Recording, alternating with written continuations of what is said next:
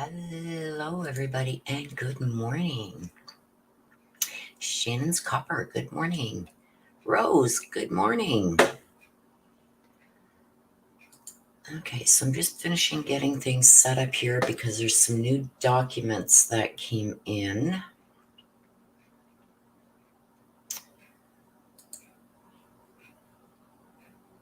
Okay, because I'm Eastern time, so I'm 3 hours ahead of Idaho.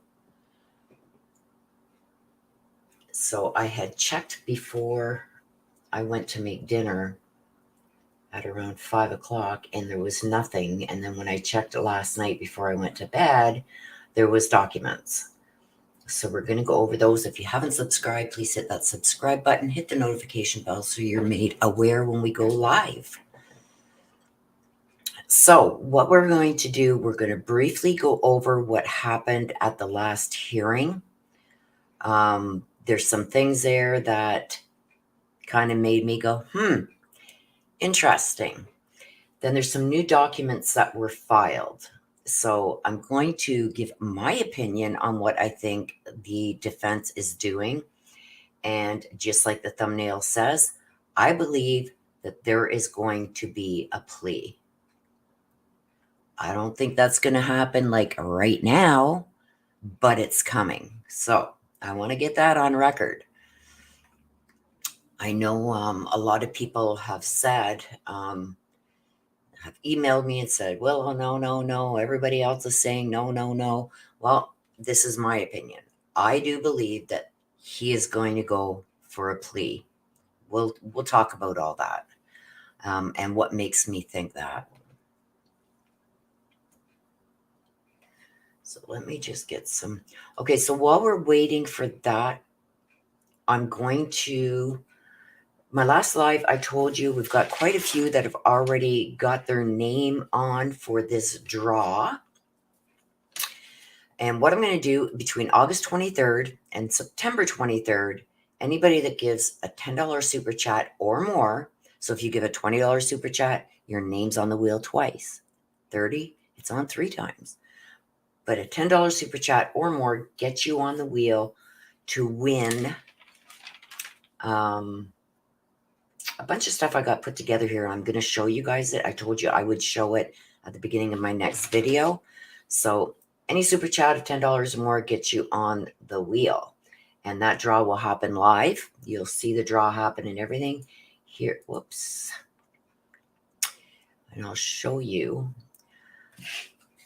Well, I'll show you the picture.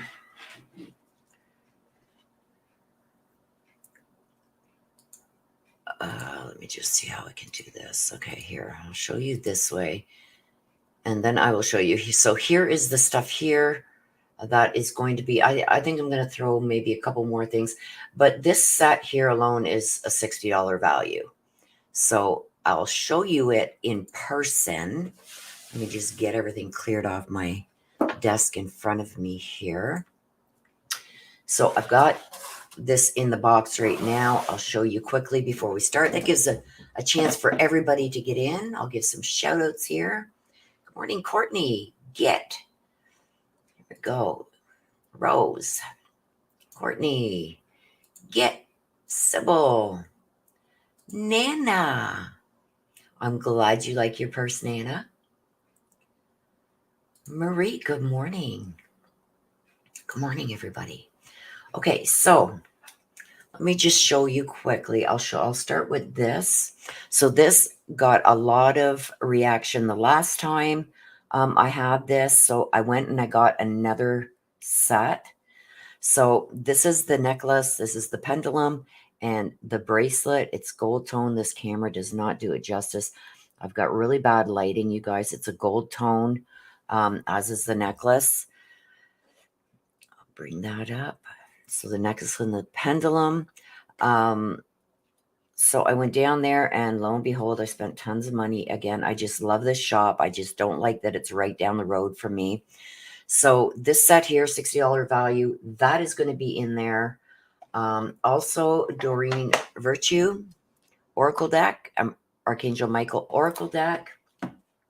I also have a selenite stick. This is almost a foot long. This is protection, and you can clear all your crystals, your decks of cards, bracelets, necklaces. You can use this to clear it all. You just put your stuff on here, and this also clears bad energy, evil from everywhere around you. Okay, Mitch. Hello, my dear. And then this is the crystals from all over the world, and it tells you what they are. They're in a nice little case here. What else do I got in here? Oh, I got some crystals. I'm going to be putting some more in, you guys, and make a nice little box. Maybe line this with something. This is the red jasper. This here is the amethyst. Like I said, my camera is really no good. You can see the sparkles in there. This is the avertine. We've also got the 7 chakras bracelet with the 7 chakras on it. I usually wear mine every day, but I broke mine, so I'm going to get another one. And an opalite. Like I said, I wish my camera was better. These are so pretty. There, I don't know if I can block that light a bit, but you can. Anyway, so 7 chakras and the opalite. Also a keychain with the cardinal on it that says, I'm always with you. And I've also got some other bracelets in here. Also, 7 chakra bracelet with all the smaller. I don't know why there's stuff on that. With the smaller stones, it's also got some rose gold in there. It's got some citrine. It's got some obsidian. It's got some gamut, white agate. It's got fluorite. It's got graphite. It's got everything in here. The rose quartz, everything. And then this is the amethyst one. So those are all going to be in there just to show you guys a little bit of what is going to be in the draw this time. Like I said, I'll be adding some more crystals also. I think I'll add another necklace too. That's a protection. So these will all be in there. Just get these back over here and get them out of the way. So they will all be in the draw, and that draw will take place on September 23rd. So any of my videos from August 23rd to September 23rd, any $10 or more super chat gets you your name on the wheel, and then we will do that draw live on September 23rd. Okay, so let me just turn off my camera because I've got all my information here that I want to go over. And then we are going to bring up all these documents. So first I want to go over the hearing. So what we know from the hearing, let me just bring this up.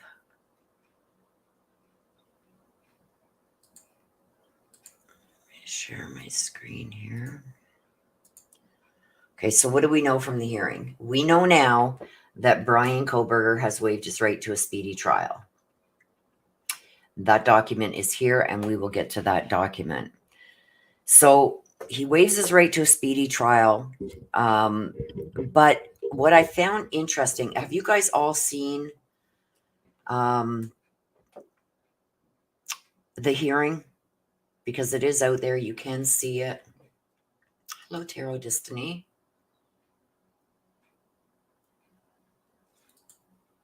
Deborah, hello.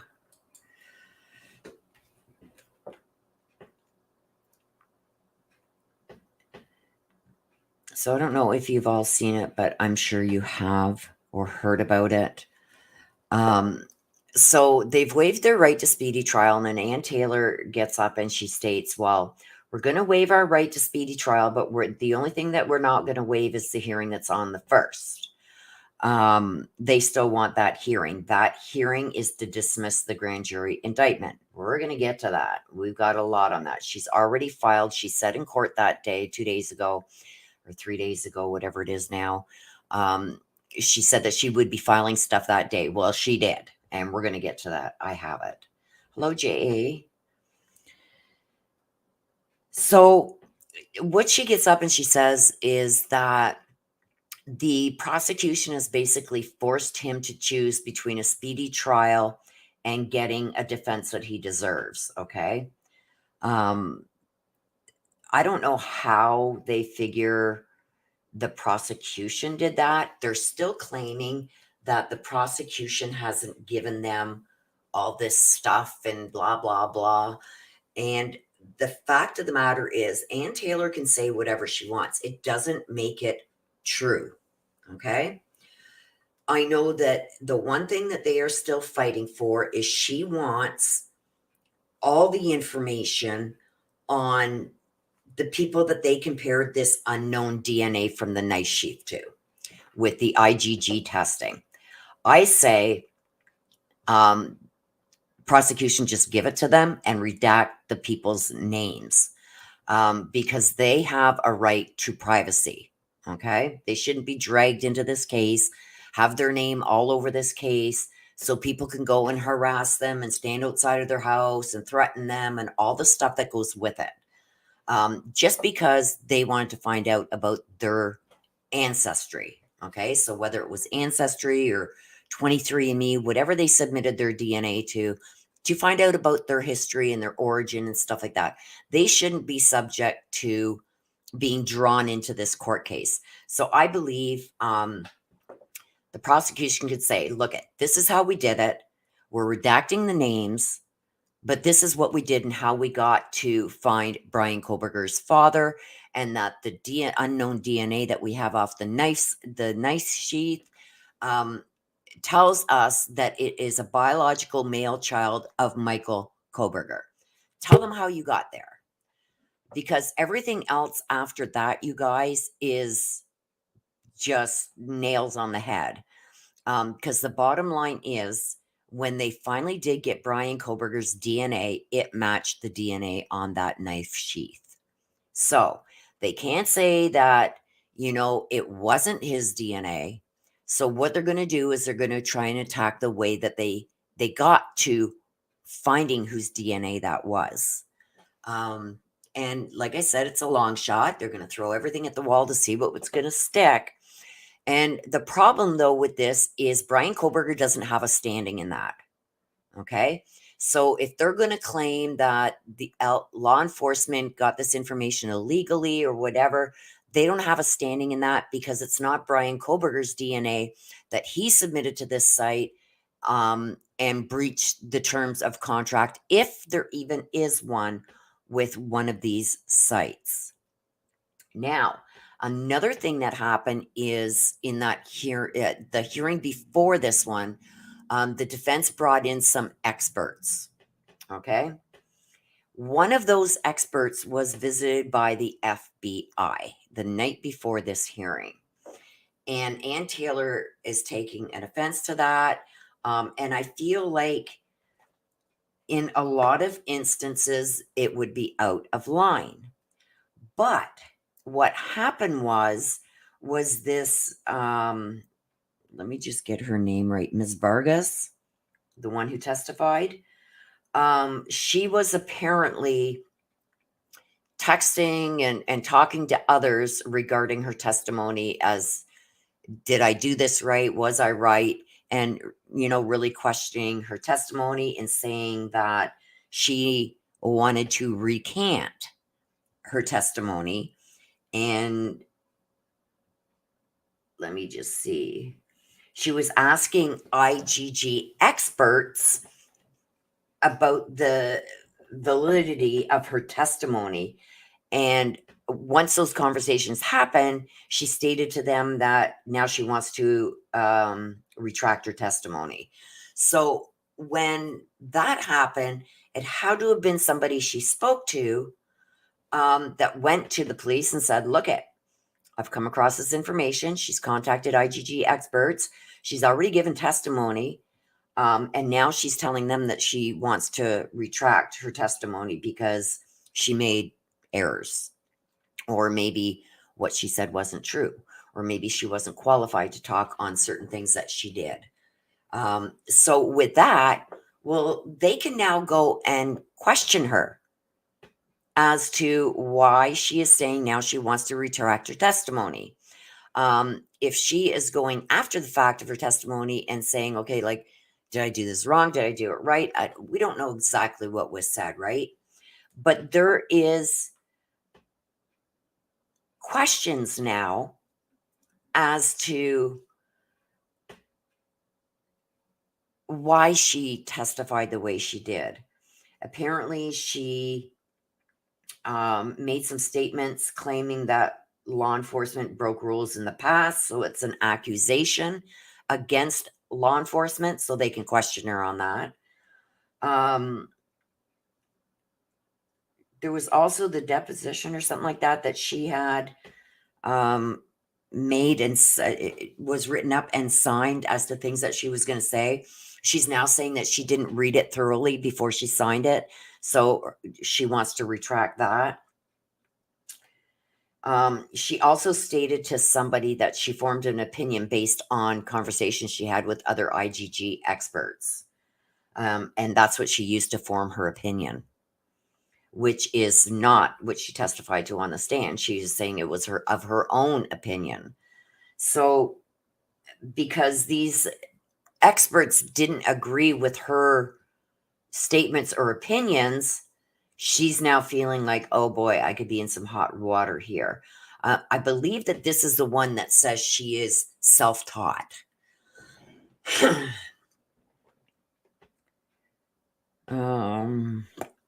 She also made some kind of posts about redacting her testimony.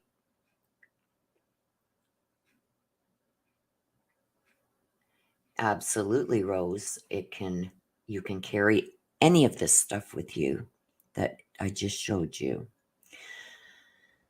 So let's get back to they're claiming that Bryan Kohberger had to choose between a speedy trial and the right to the best defense possible.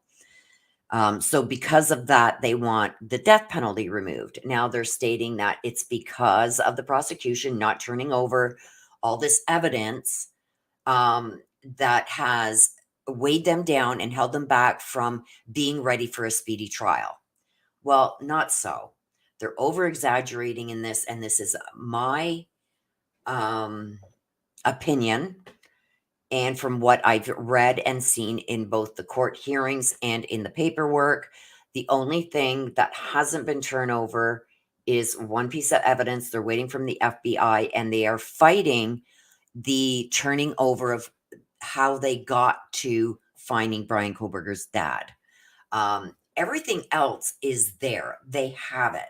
So there is nothing that is overtly damning that they haven't got yet. Okay. They have got 99%. There's 1%. And the prosecution doesn't have this yet. That's why the judge gave a stipulation as to how long they have to produce this evidence, which would still have given them enough time to go forward with the speedy trial.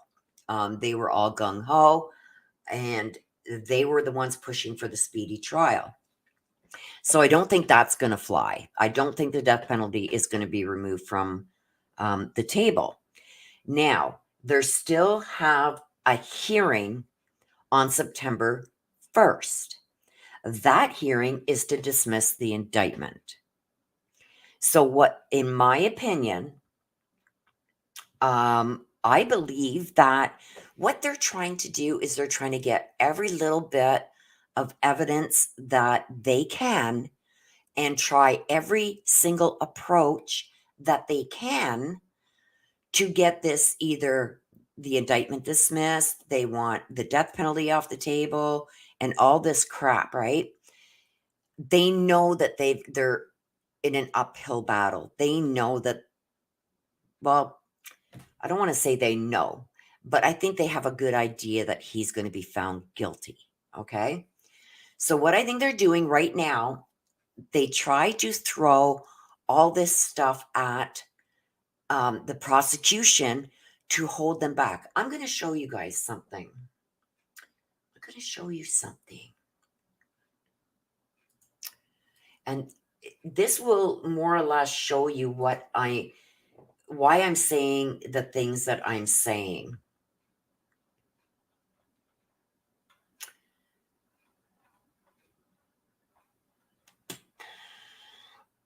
Okay, let me stop sharing that. Let me show you this. Okay. This is from the very beginning. This is the end of December. Okay. I'm going to scroll through this to show you. And this isn't even everything. This is only what we get to see. Okay. Yes, Shannon's Copper. What I was just talking about, who wants to retract her testimony, was the defense witness that the defense brought on, trying to get this DNA and how it got to the point of finding Bryan Kohberger's dad, the IGG apparently expert that they had. I think it was on the 18th. One of the defense witnesses now wants to retract. So look at this. Look at all of this. Now, keep in mind, as I'm scrolling through this, every time something is put into the record, the prosecution has to respond. Okay? Look at all these documents. Some of these are prosecution documents. Some of these are orders. But look at all these documents that they have to go through on top of all their case documents, right? On top of everything else that they're doing in this case. I'm still scrolling. Get in the groove with me here, you guys. I'm still scrolling. This is still all Bryan Kohberger. We're in June. Look at this. Every time something is put like this out there, the prosecution has to respond. I'm still scrolling. There's the end of it. Okay? So as you can see from those documents, from that, they had a lot to deal with on top of trying to get everything over to the defense. Let me see. Oh, thank you, Mick Est. Terra Destiny, Donali. Hello, hello, hello. So welcome. Hello, Donali, McFest, Tarot Destiny. You guys, I love you guys.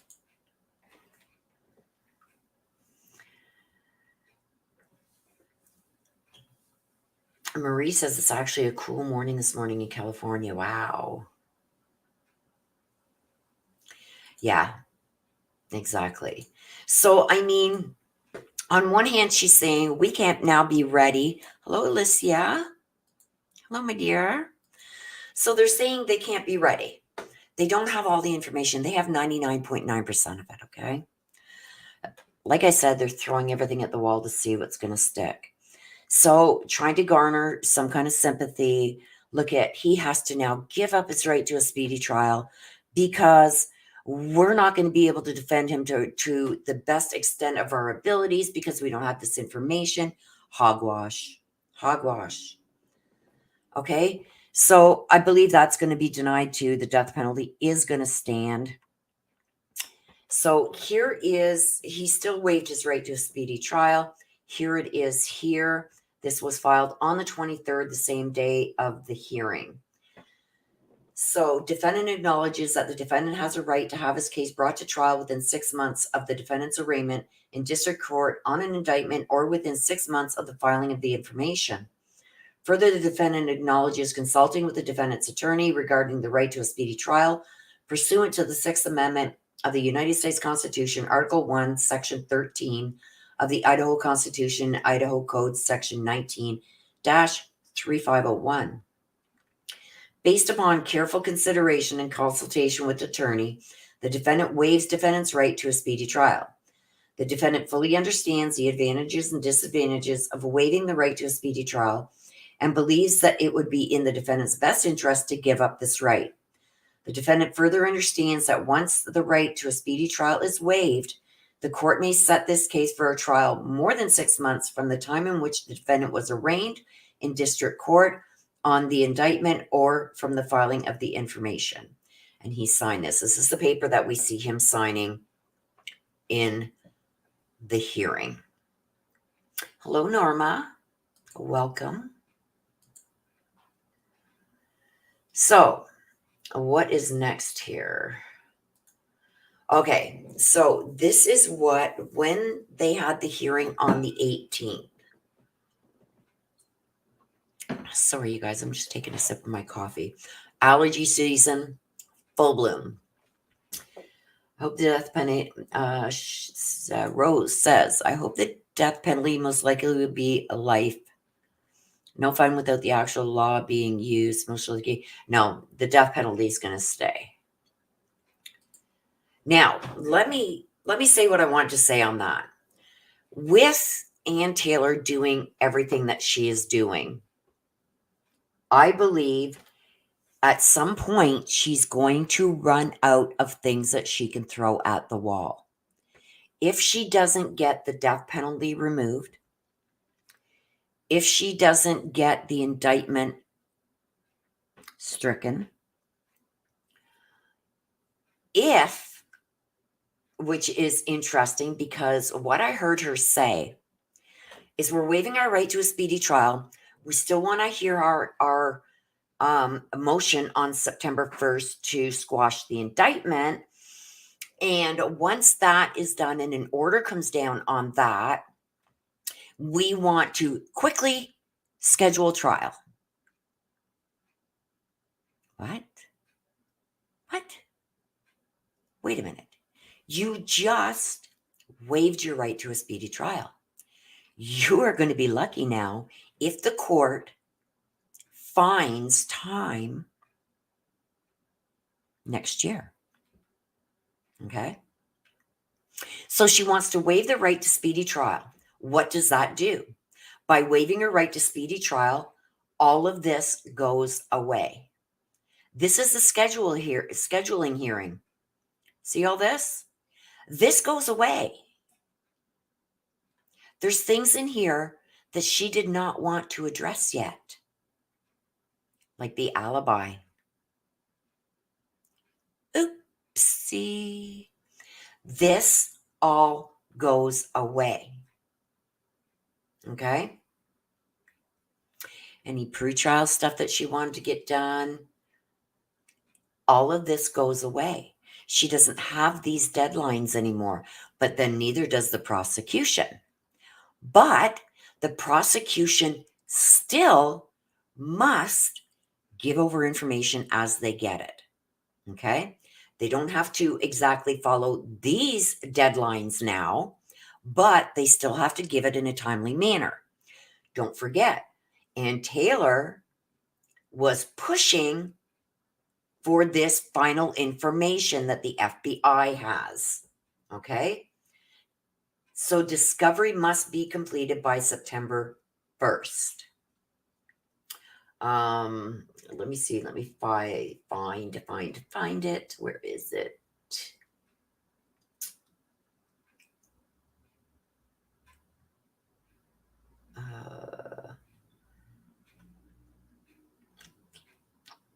Okay. So by September 8th, all pretrial motions with supporting briefs, including motions in limine, motions to suppress, and motions regarding the death penalty, are due by September 8th. That goes for the prosecution too.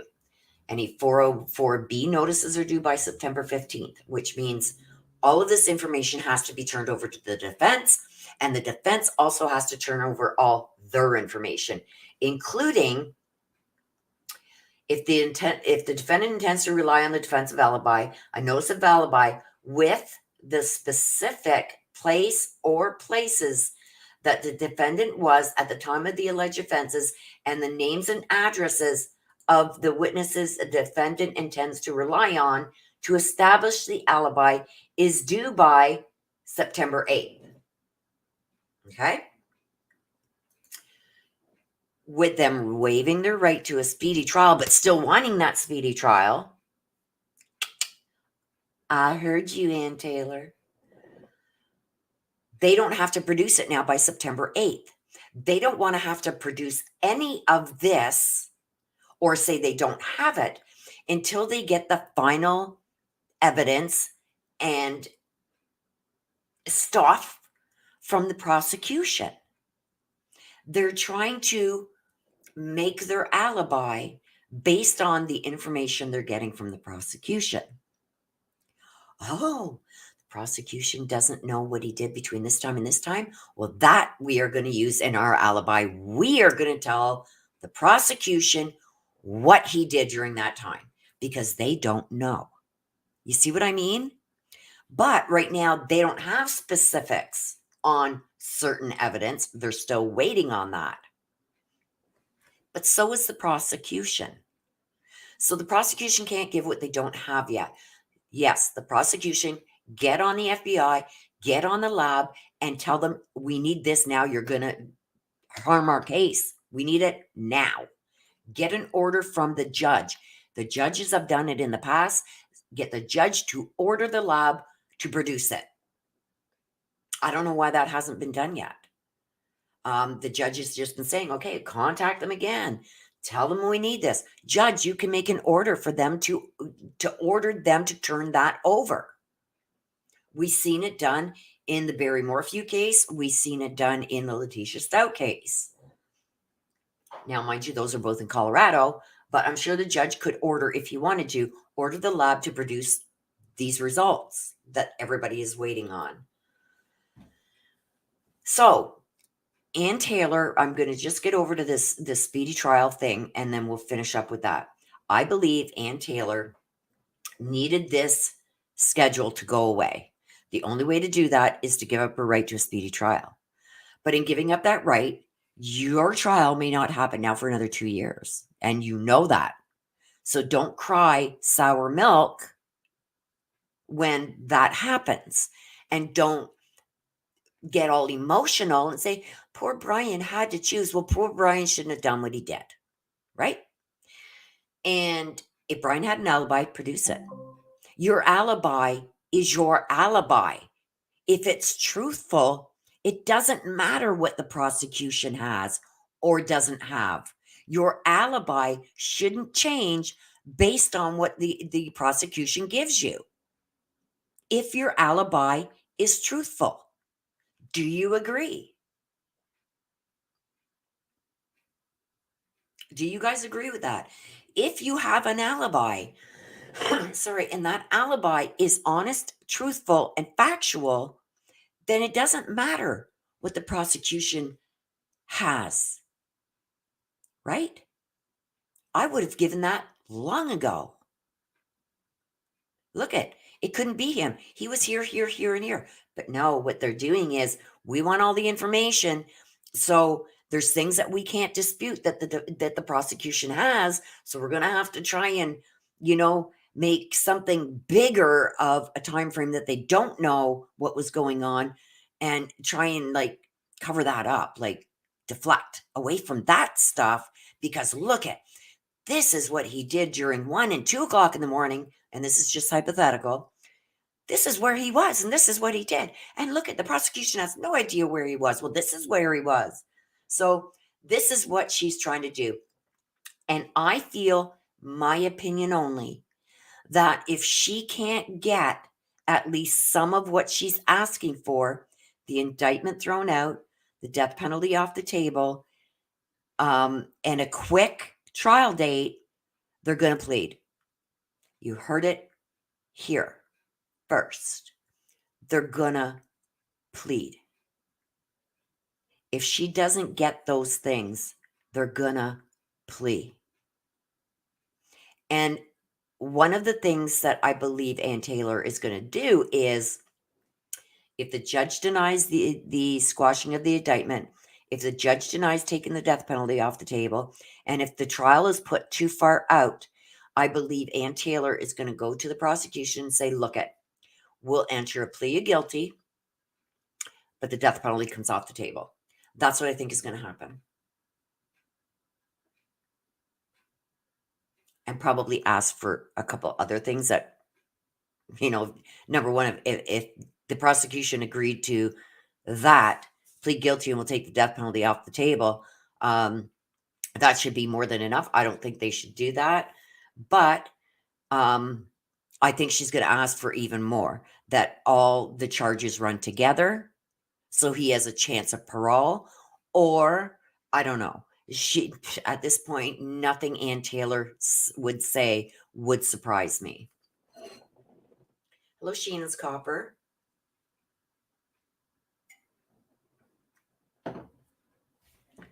Nothing she says or tries would surprise me.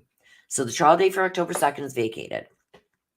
So after the September 1st hearing, that's the only thing that's left on here, okay, is this September 1st hearing. A hearing on defendant's motion to dismiss the indictment will be held on September 1st, 2023 at 1 p.m. Any additional motions regarding dismissal of the indictment are due by August 23rd.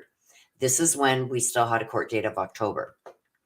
So this is going to go through on September 1st. Now, what I am still waiting for that hasn't been put into the record, she said that she was going to be filing a motion that day, which was on the 23rd.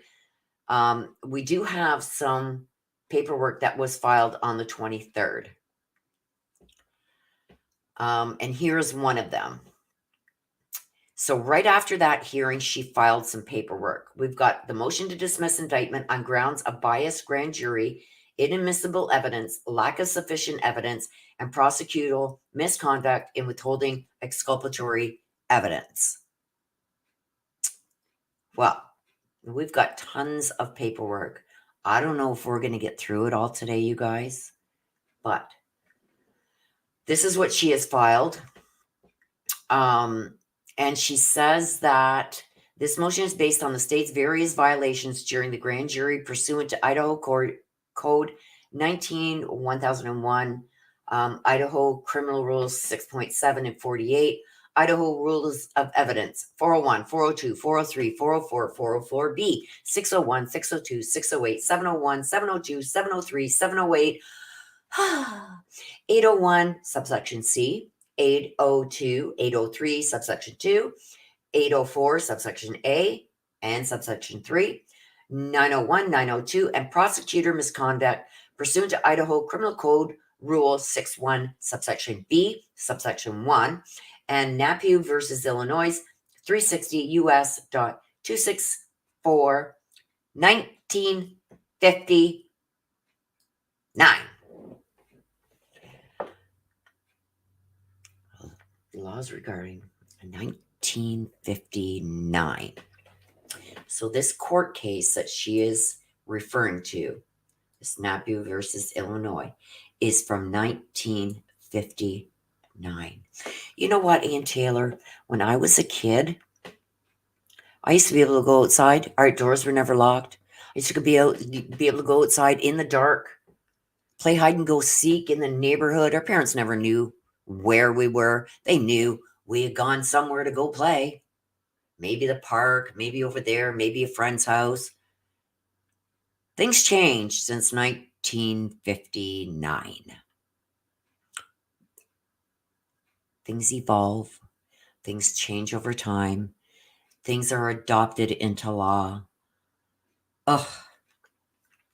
This, with going back to laws from 1800s and early 1900s, is just, she's looking silly at this point. Even though, I'm going to give an example of something stupid that is still on, I'm in Canada, that is still on our books as of today. from 1930 something, 38, I think it is, 37, 1937, 1938.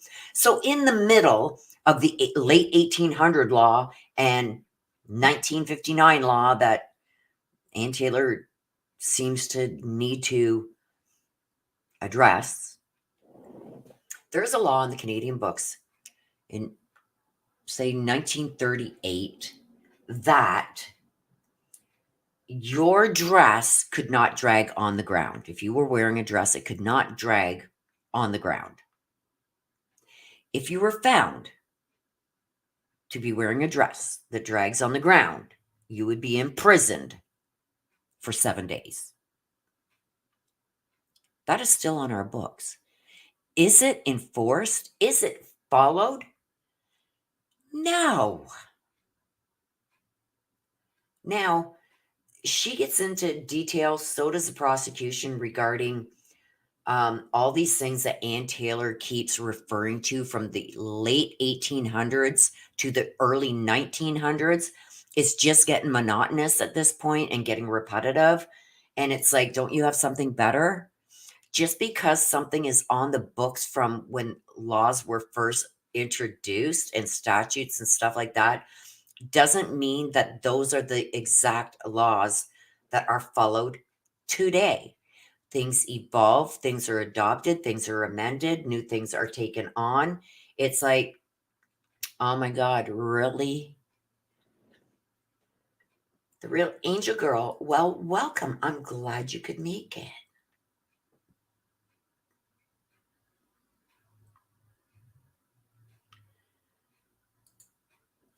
So yes, so I will, before I bump over to the next picture, this is just, I'll stop sharing this, just for the people who have come in. I showed everything on screen. You can rewind to the beginning of the video and you will see this stuff. I take it out of the box and stuff. Oh, you can't even see it. My gosh. Willow, wake up.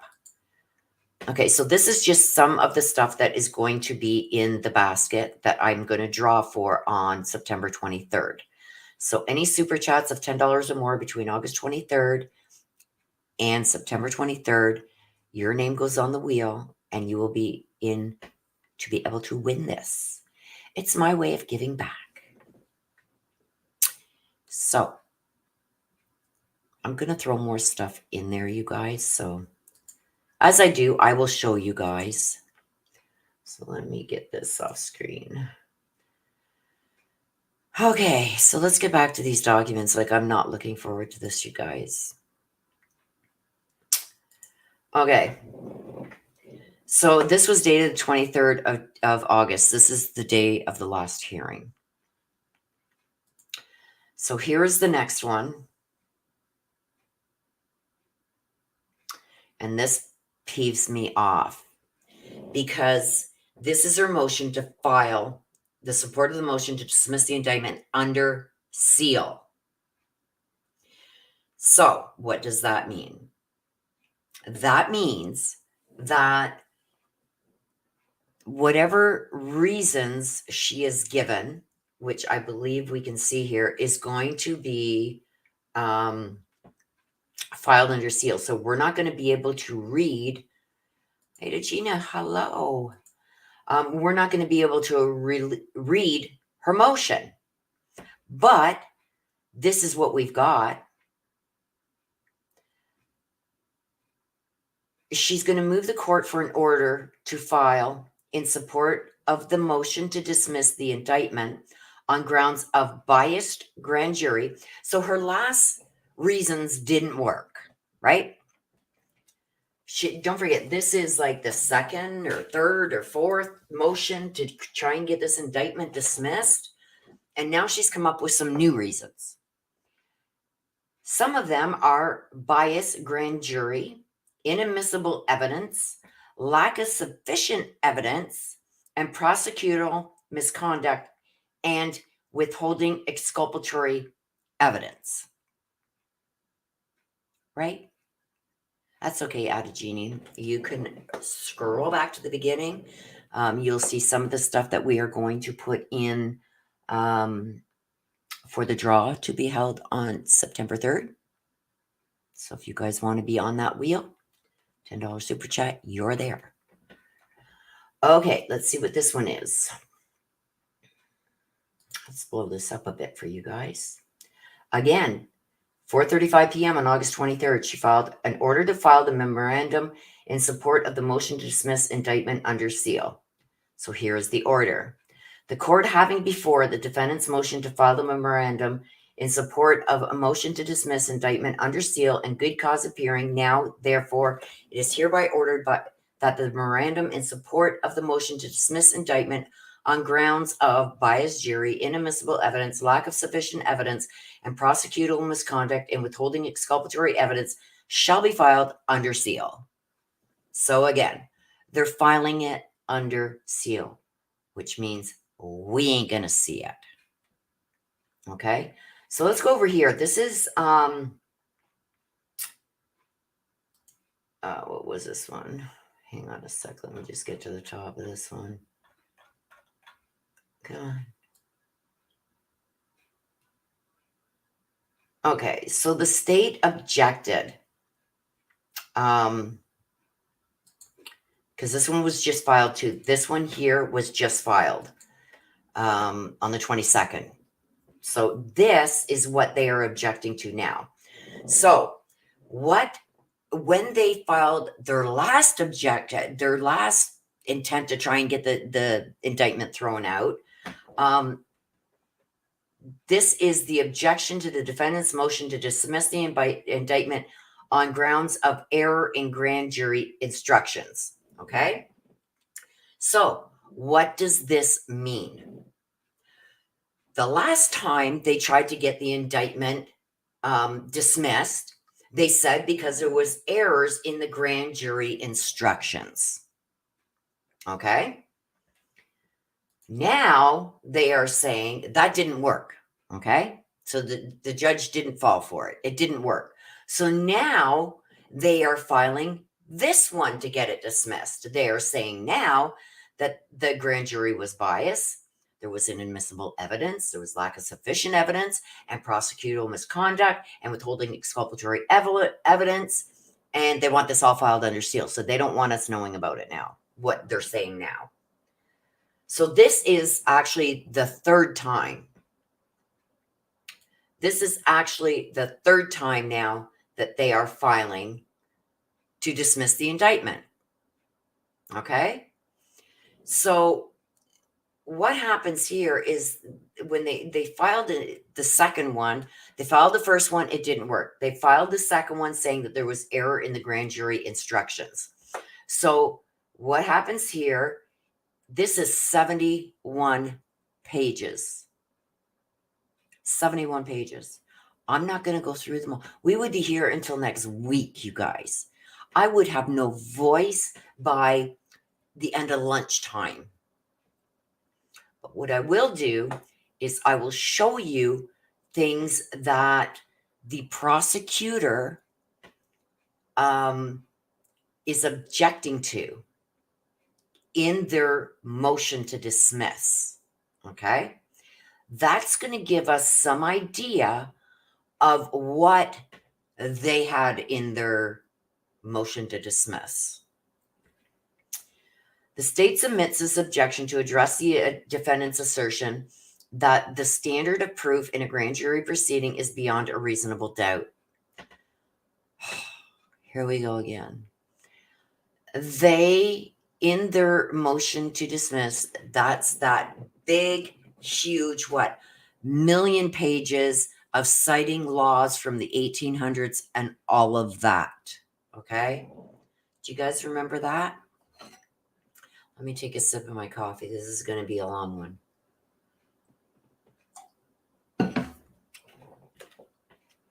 Carla, good morning. I don't think we got nothing to worry about, you guys. Even though Ann Taylor and Bryan Kohberger waived their right to a speedy trial, and then she stood up and said, well, I want to have this hearing on September 1st. And then I want to immediately set a new trial date. You don't get to choose now. You don't get to choose now. No, you waived your right to a speedy trial. Naughty, naughty.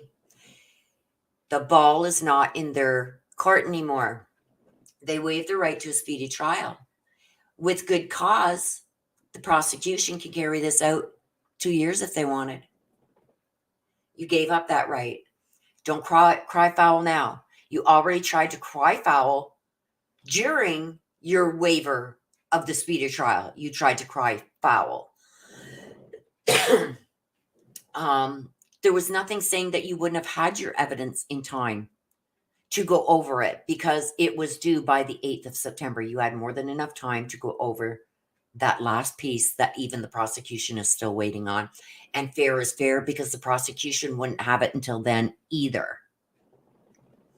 But for her to cry foul, oh, Mr. Kohberger he has 2 vital rights, which is true. You have a right to a vigorous defense and you have a right to a speedy trial.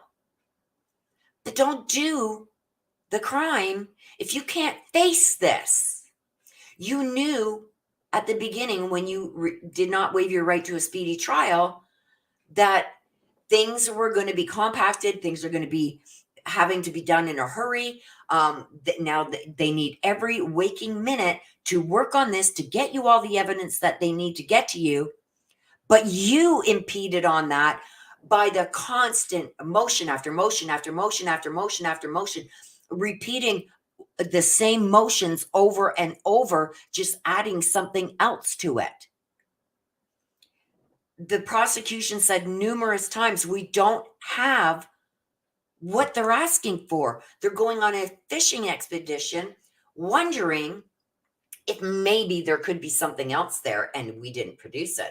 We have given them everything we have to this point. There is one thing that is outstanding. And I believe after the hearing on the 23rd, the prosecution said they are going to get onto the lab about that. Well, if I would have been the judge, I would have, and no, I would never want to be a judge, and I'm not qualified to be a judge, but I would have ordered the lab to produce what is needed. Right? There you go. Right? So is that going to be done? Probably. But you're extending now the time, right? So if the prosecution comes back and says, Your Honor, we have done everything except for threaten them, and we still don't have this report. We can't hand over what we don't have. And the defense is going on a fishing expedition thinking that we're hiding stuff that we're not hiding. There's work product and stuff like that they don't have to turn over, but the defense wants it. The defense can't go outside of the law either, right? So, I mean, you can't fault Ann Taylor for trying everything she can, because I do believe that she knows that this battle is probably a losing battle, right?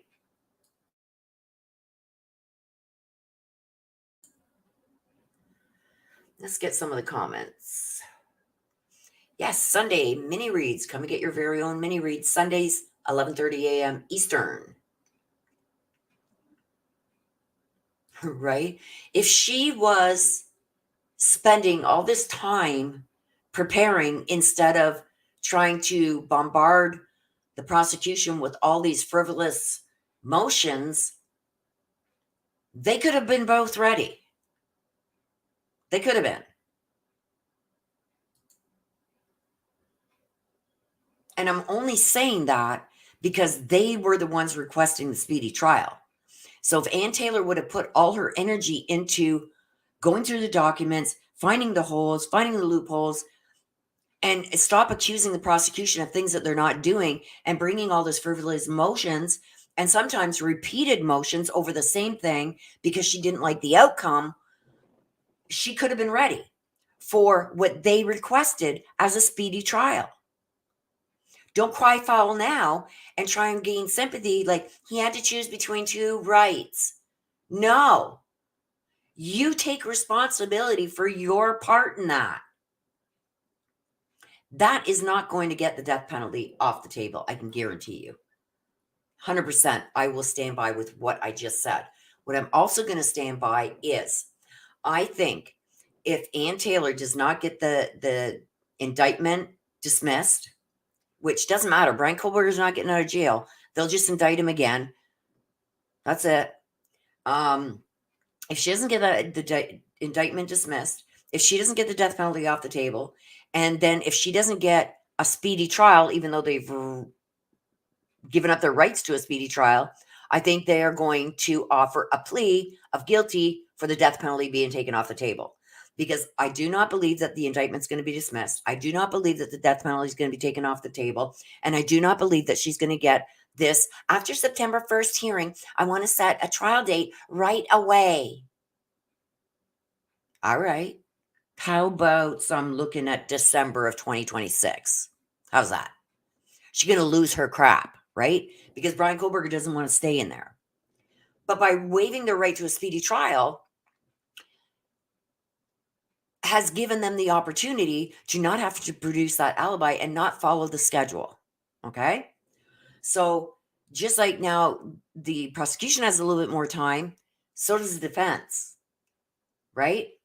They want the rest of the prosecution's evidence, like that last lab report, and they want to be able to go over everything with a fine-tooth comb even better so they can mold their alibi around what the prosecution has or doesn't have. Ding, ding, ding, ding. And if they can't do that, and then now they want it done in a timely manner. So there was a specific reason why she said that. Nobody else caught that. I did. After the September 1st hearing, she says, when we get our answer on that and order, we want to schedule the trial right away. But you can't have it both ways.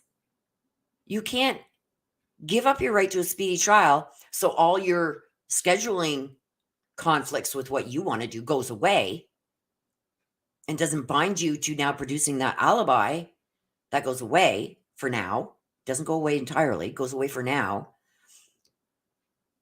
But if you don't get your way, then you want to reschedule right away. Doesn't work that way. You cannot have your cake and eat it too. But she is doing everything that she can do to finagle whatever. At this point, it's like, oh my God, she followed something else. I don't even want to look. I want a good night's sleep before I look. So what do you guys think? That is my opinion. I do believe if she doesn't get the indictment thrown out, if she doesn't get the death penalty off the table, and if she doesn't get a speedy trial, even though she's waived that right, I think they are going to try and get a plea. Now, the plea is going to be contingent on the death penalty being removed, maybe all the charges being, like, obviously he's guilty if he pleads guilty. He wants all the sentences to run together instead of consecutively. He wants them concurrent. There's going to be a bunch of things that she puts in there, right? I don't see him ever getting concurrent. He'll get consecutive. But I do believe that she's going to try and make a plea if she doesn't get what she wants in these next couple of motion hearings.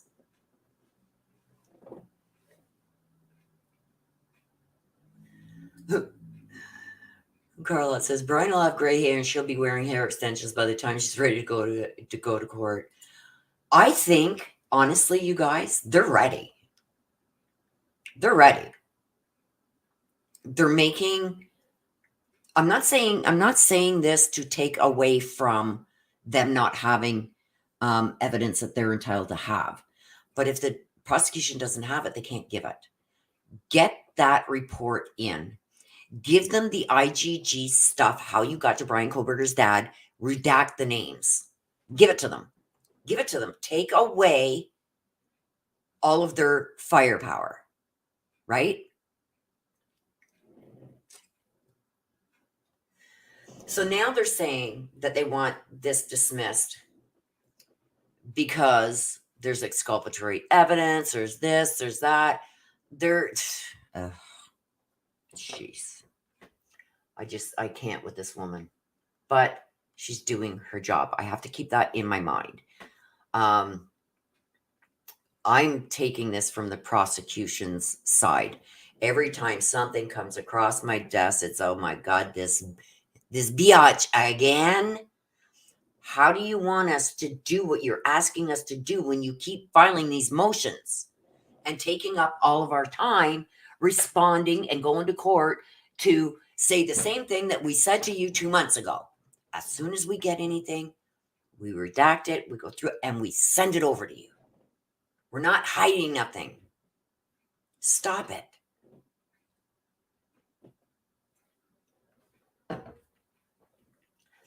Do you guys remember back to my read on December 8th? This is before we even knew about the sheath or anything. This is before anything like that was released. We didn't even know Bryan Kohberger existed on December 3rd. But the cards did. My reading on December 3rd said they have their suspect. They're gathering evidence. There's something that they need there. Go back and watch that reading from December 3rd. It's under the live tab on my YouTube page. You'll have to scroll down and find it. Or you can type in the search bar, Bryan Kohberger. It should come up there. That reading described Bryan Kohberger to a T, what law enforcement was doing to a T, including trying to get a match for the DNA found on the sheath. I even said on there that they had something. They have their suspect. They need more. Goes into detail. That's long before we knew anything. The cards knew. Okay, enough about that. Not always, Carla. Not always. A lot of the time, yes. If I'm off, if I'm not feeling good, I may misinterpret what I'm being shown. The cards are one thing. It's what my ancestors show me, how that relates to what's going on. Okay? If I'm not feeling my best and I'm not 100%, I'm off sometimes. So there we go. Okay, let me see what other notes I have here that I wanted to go over. Ann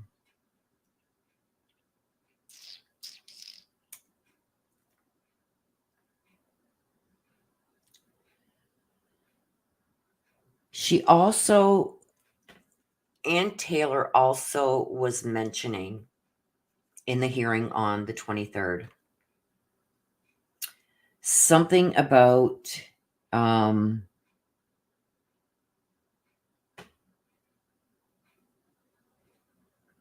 my gosh, I didn't write it down. Hang on.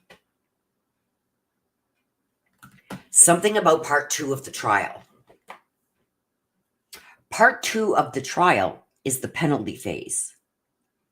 And she brought something up. I'd have to go back and listen to it again. It was very hard to hear. You can tell that they were using the court system and not any professional equipment. It was so hard to hear. They had one of the microphones beside the court dictator there, the one that does the transcripts. All you could hear was her typing. It was horrible. But she brought up something regarding the second phase of the trial.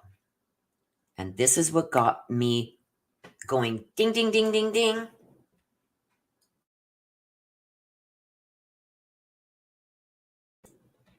Really got me thinking. I had to do my own self think tank for a minute. And that's where it came to me. They're going to enter a plea. They're going to try for a plea. Why are you worried about part 2, which is sentencing part, if you think you're going to win this? Right? Why are you bringing up the sentencing part now? Why are you concerned? I forget exactly what it was, but she said something and I went, oh, gulp. rewind, listen to it again. I know I should have wrote it down, but now, because you know me in my old age, I forget. But both of these things are his right: the right to a speedy trial and the right to a vigorous defense. What was it that she said?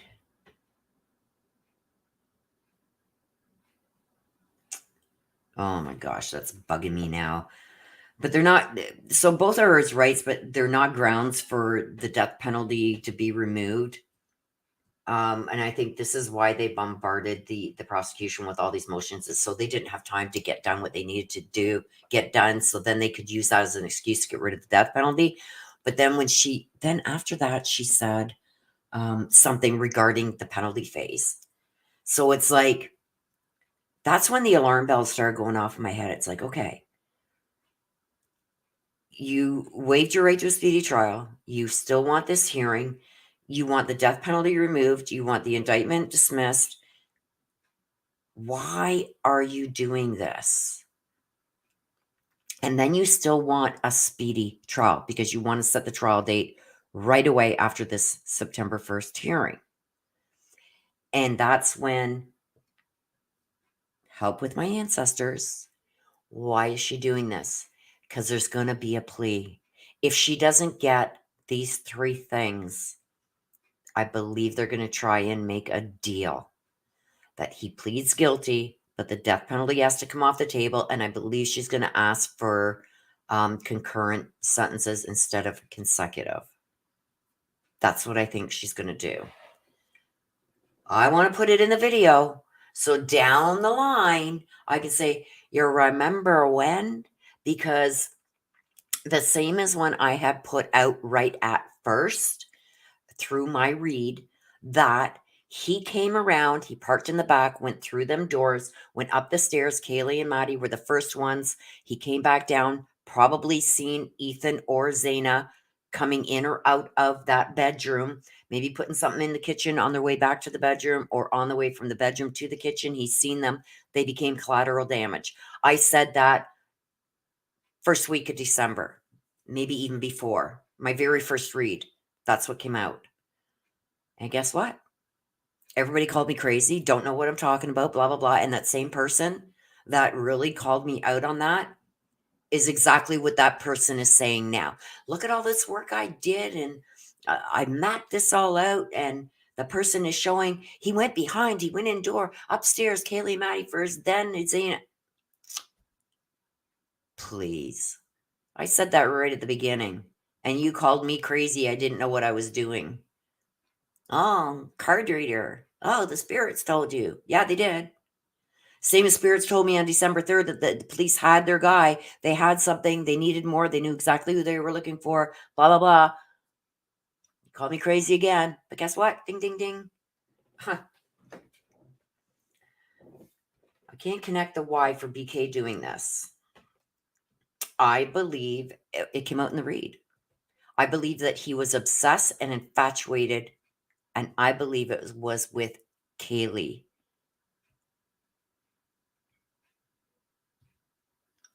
No, he'd never get out on parole, Carla. Even if the judge was to set it concurrent, it would be life without parole. Life sentence is a life sentence in the US, I believe, is it not? I know here in Canada, a life sentence is 25 years. To me, life should be life. The rest of your natural life. That's what life means to me. Our Canadian justice system, life is 25 years.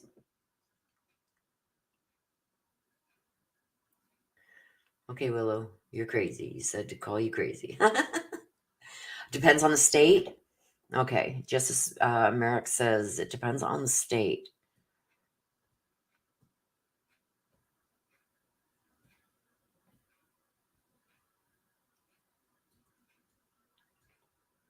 Yeah, I do believe that she knows that this is a losing battle. She's seen the evidence. Yeah, 25 years is a joke. But that's the way it is here in Canada. Life is 25 years. Yeah, you could get um here in Canada, you can get life with the chance of parole after X amount of times, and the judge can generally set that at what he chooses. Usually it's after anything after 10 years or 15 years. Sometimes it's even lower than that. So it's like, to me, if you get life, it should be life. So let's go over here because there are some important facts. Yeah. So she also, with the Ann Taylor thing with this, okay, after my September 1st hearing, if you guys don't give me what um, I want a trial date set immediately. She says she wants to set the trial date one time, not many times, not over and over, not to be vacated to set another one. She wants one trial date set and it to go ahead.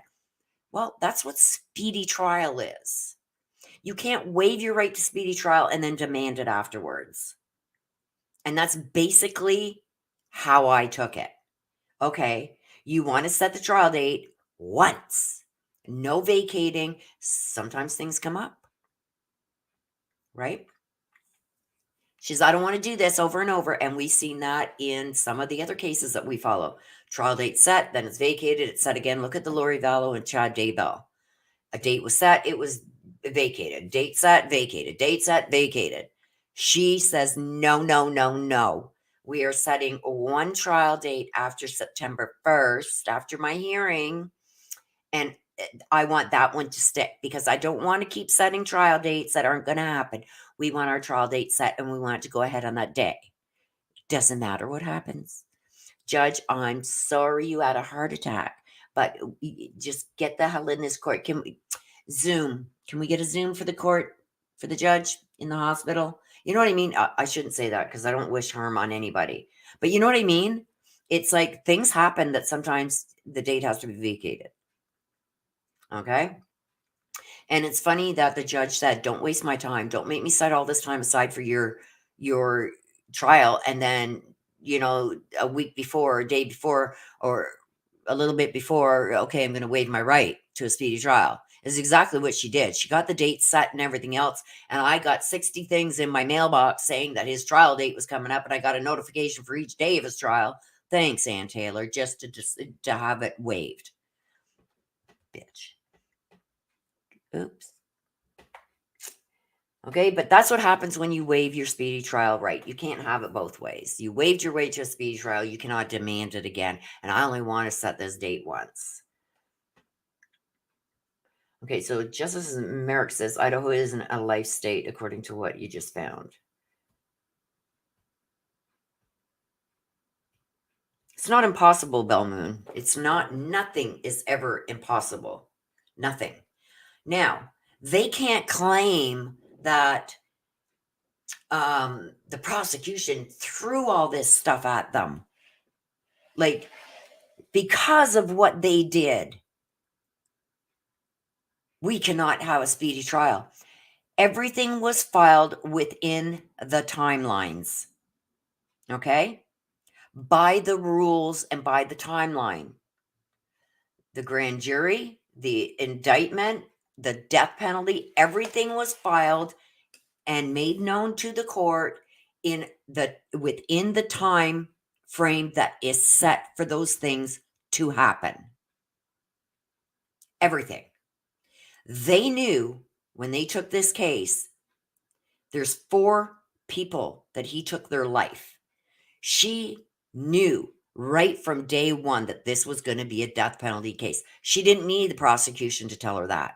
She knew it was going to be a death penalty case because that's why she got death penalty qualified other lawyers, including herself, to work on this right from the get-go. Right? Rose,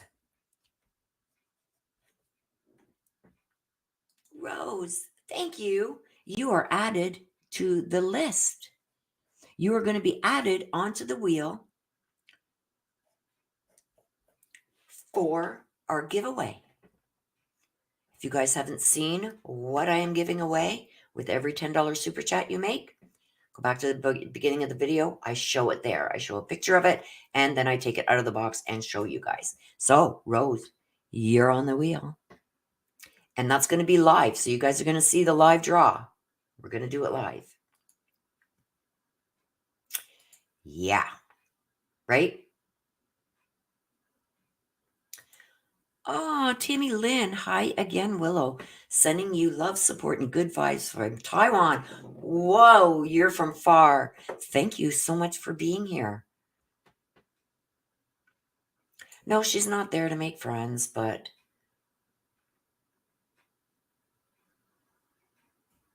Bell Moon was saying that speedy trial for a quadruple homicide is impossible. No, it's not.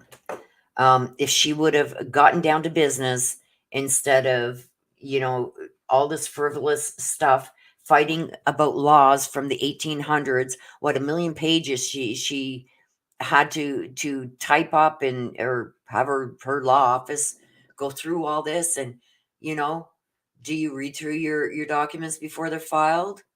I don't know. I don't know. Did she just hand this to a law clerk and say, just put in there everything you can, all million pages of it? Go right back to the 1700s if you need be. Find me something. Come on. She has to take responsibility for her role in things being what they are right now. Okay? She knew when she took this case that it was going to be a death penalty case. Start preparing. You've got 6 months. You're not going to waive it.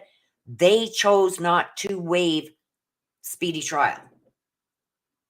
She feels that she could have done this. And I think she really does believe that she could have done this. And it could have been if they put all their energy into defending the accusations instead of all these motions after motions after motions. And when you're not granted the dismissal on the indictment once, you're going to do it again, and then you're going to do it again. You're wasting court's time, prosecutor's time, and your own time. The judge clearly said, I'm not going to dismiss it. So now you've come up with new reasons to dismiss it. And she knows it ain't going to be dismissed. She knows the death penalty is not going to be taken off the table. She also said that she was going to file motions for no cameras in the courtroom and motions for witness intimidation. She didn't file them. Blowing smoke again.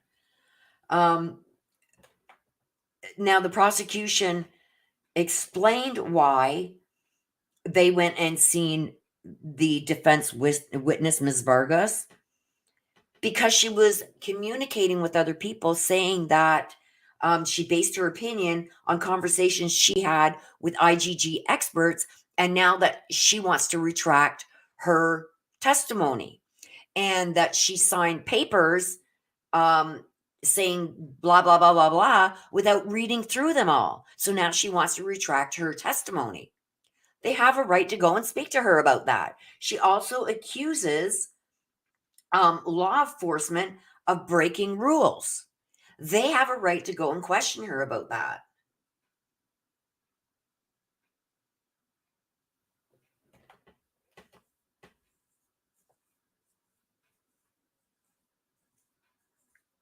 Okay, I get you, Bell Moon.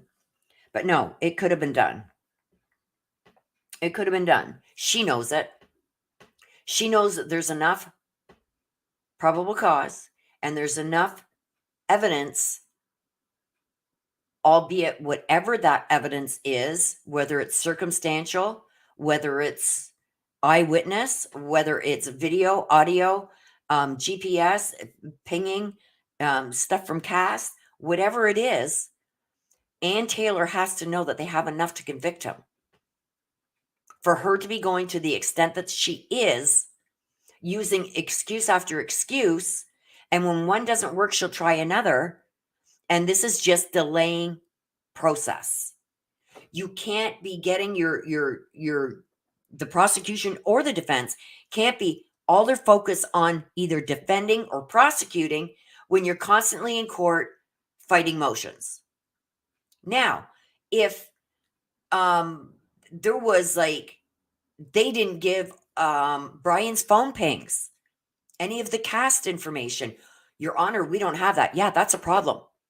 I would be on Ann Taylor's side, but that's not the case. She has that. She has the videos.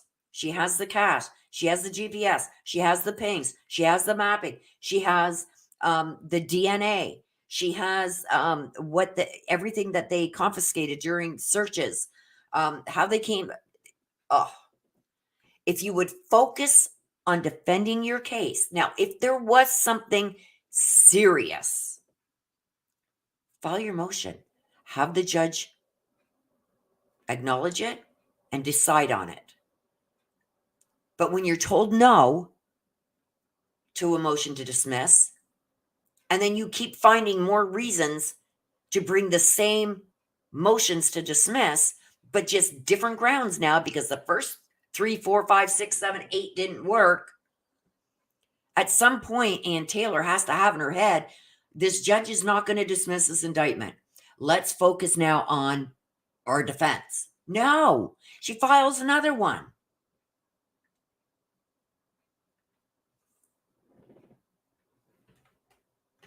So yes, Belmoon, she knows, but she's going to file motions because it's taking time away from the prosecution being able to do what they're supposed to do. But it's also infringing on what they should be doing. You know? So it's like this fighting about the indictment with the grand jury. Everybody knows.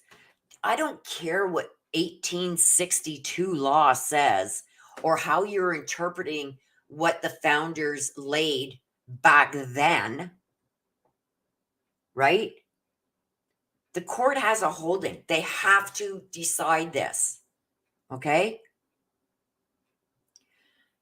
The grand jury is probable cause, not beyond a reasonable doubt. Beyond a reasonable doubt is for jury trial. All you have to show for a grand jury is that there is probable cause that he committed these murders.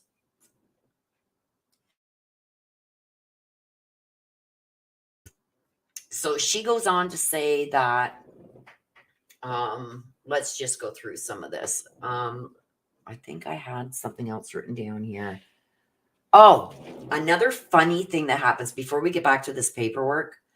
Another funny thing that happened during that hearing is the judge says, well, we're going to have a hearing regarding potential jurors because we know summonses all would have been sent out because there was like 45 days until the trial. So they got to send all these summonses out, get people to fill out these questionnaires, get them back, and then decide which ones they're going to be calling in. He wanted at least 1,000, right? So it's a computer generated system. When I know this is how it's done in Canada. If you are on the voters list, that's how you get pulled for jury duty. If you're on the voters list, anybody could be pulled. Okay. When you get that letter saying that you got to fill out this information, it asks if you had any charges, were you ever in jail? It asks all kinds of questions, right? You got to fill that out. It goes back, and then somebody human goes through that and says, okay, this guy has, charges that he spent 18 years in jail. Nope, not him. If you have a criminal record, some things don't apply, but most criminal charges do. They'll go through your questionnaire that you return. Everybody has to return that questionnaire. Anyway, the judge got one. So I don't know how they do it in the US, but I know here, if you are on the voters list, so for my area, say Ottawa, Carleton area, if there's a trial to be held there, anybody that is on the Ottawa, Carleton voters list, all their name goes into the machine and X amount of people are selected and sent out a letter with a questionnaire to fill out for jury duty. That's how it works here. I don't know how it works in the US, but that's how it works here. Ann Taylor also has that snuff film of the unalivings of the Idaho 4. all those kids at the grub truck that night also.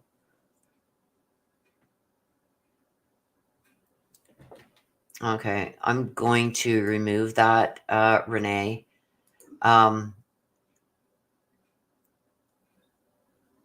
There's no, this film about the unaliving, I don't want that brought in my chat. It's disgusting.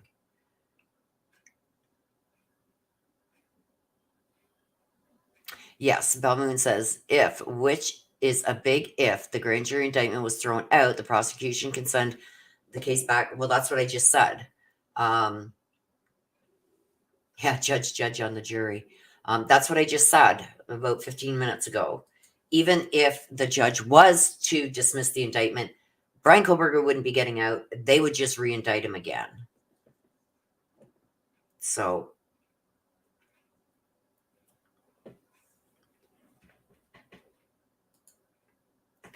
anyway, so the potential jurors getting this, Judge was one of them, and he said, does either side have a problem with me being excused as a juror?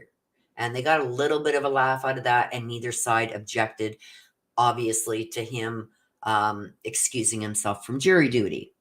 You can't be the judge and jury, right? Famous saying when somebody does something, you can't be what? You think you're the judge and jury? So very fitting. Can't be the judge and jury. So by waiving the right to a speedy trial, she's given herself a little bit more time. They don't have to produce their alibi until they get all the evidence. It does help them in a way, but for her to demand that once her motions are heard, then she wants the trial date reset again is like off the wall. I don't know where she's coming from. I don't know if she didn't sleep well. I don't know if her coffee was really shitty that morning. Somebody peed in her Cheerios. I don't know what happened, but don't waive your right to a speedy trial and then demand a trial date be set after your September 1st hearing, and you only want to set it once, not this over and over and over and over again. It's not going to, I don't want that many times. She's got to give her head a little bit of a shake there. Maybe put some curls in her hair to lighten the load pulling on her scalp. I don't know. But that's what happens when you waive a right to speedy trial. You don't get to choose anymore. So, what else do we got here?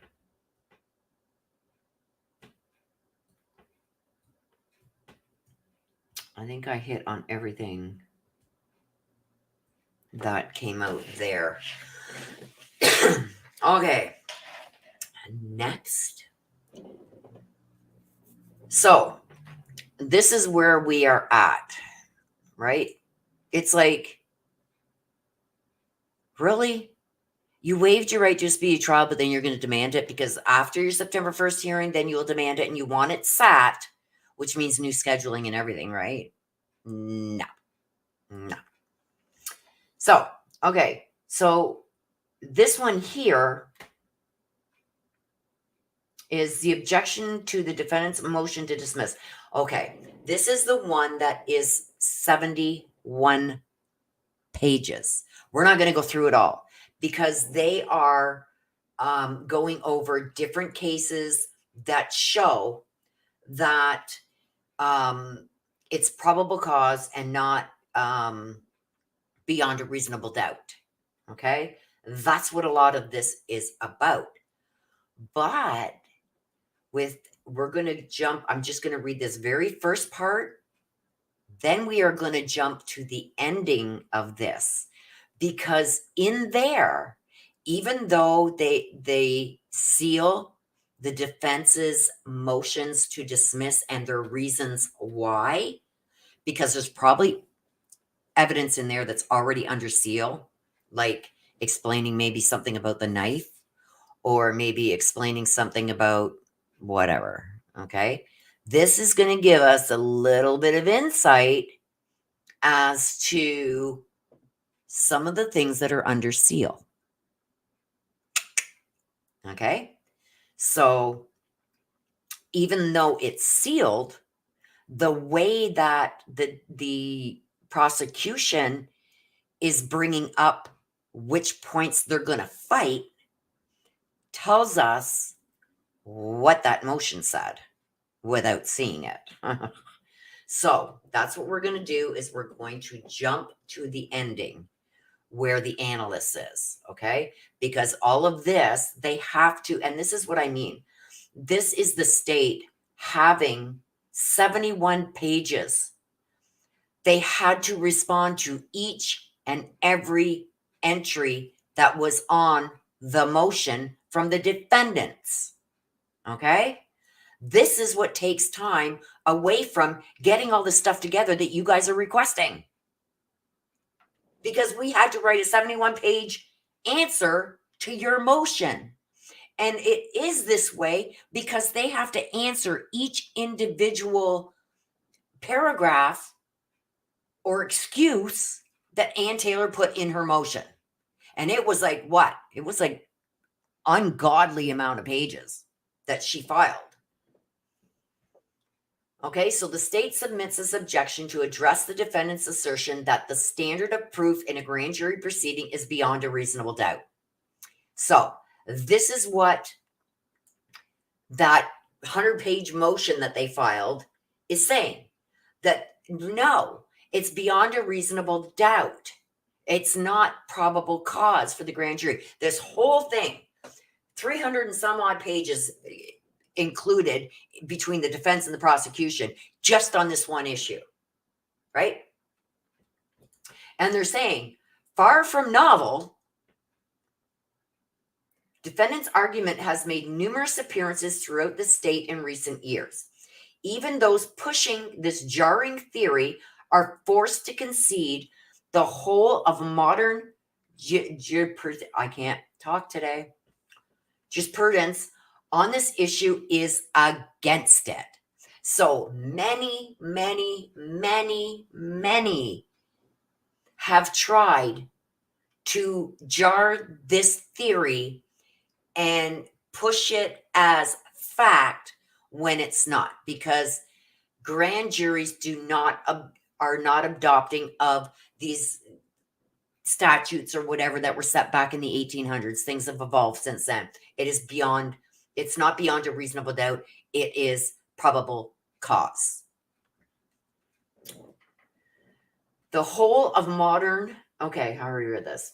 And to the state's knowledge, every court in the state that has addressed this argument has soundly rejected it, including in their last motion. It was denied, but they're bringing it up again as well as other things.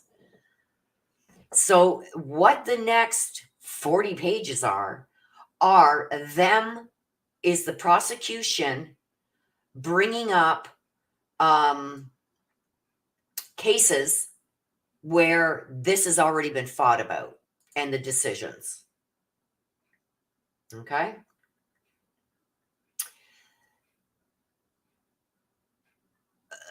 So yeah, it has been rejected. And this is the opinion. Okay. So all these cases that they are talking about, we're not going to go through all this. Okay.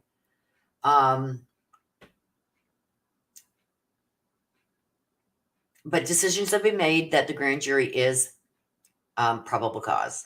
The Idaho Supreme Court has held probable cause is the correct standard of proof for a grand jury. The defendant's argument that the beyond a reasonable doubt standard applies to grand jury proceedings is in direct conflict with the Idaho Supreme Court precedent. So every time the decision a judge makes change what decision was usually made before, it sets a new precedent. Okay. So that's what's happened over the last 200 years or so or more. I don't know. Ask Ann Taylor. I don't know how far back it goes, but new precedents have been set since that rule. Just because they didn't go back in history and change that and erase that doesn't mean that it's not what they go by now. New precedents are set all the time. So, where are we? Defendant's argument that the beyond reasonable doubt standard applies to grand jury proceedings is in direct conflict with the Idaho Supreme Court precedent. Okay. Defendant seems to acknowledge as much, but asks this court to recognize what they claim is the long string of error that lead us here. So what they're claiming, this long string of error, is how it was adopted since the 1800s. Defendant's request ignores one of the most basic tenets of our legal system. The Idaho Supreme Court has been and remains the final arbiter of Idaho rules of law. The Idaho Supreme Court has declared that the primary purpose of a grand jury proceeding is to determine probable cause. State versus Edmondson. This court is duty-bound to apply that controlling precedent and reject defendant's argument to the contrary. So when they tried to fight this in 1987 even, it was denied. In 91, it was denied. And they do, I believe, cite another case here, May 2021. So going right back to 1987, 1981, it was still denied. This was argued about, and it was deemed to be the grand jury is probable cause. Defendant claims that the court's numerous probable cause statements in the Edmondsons were dicta. Unreal.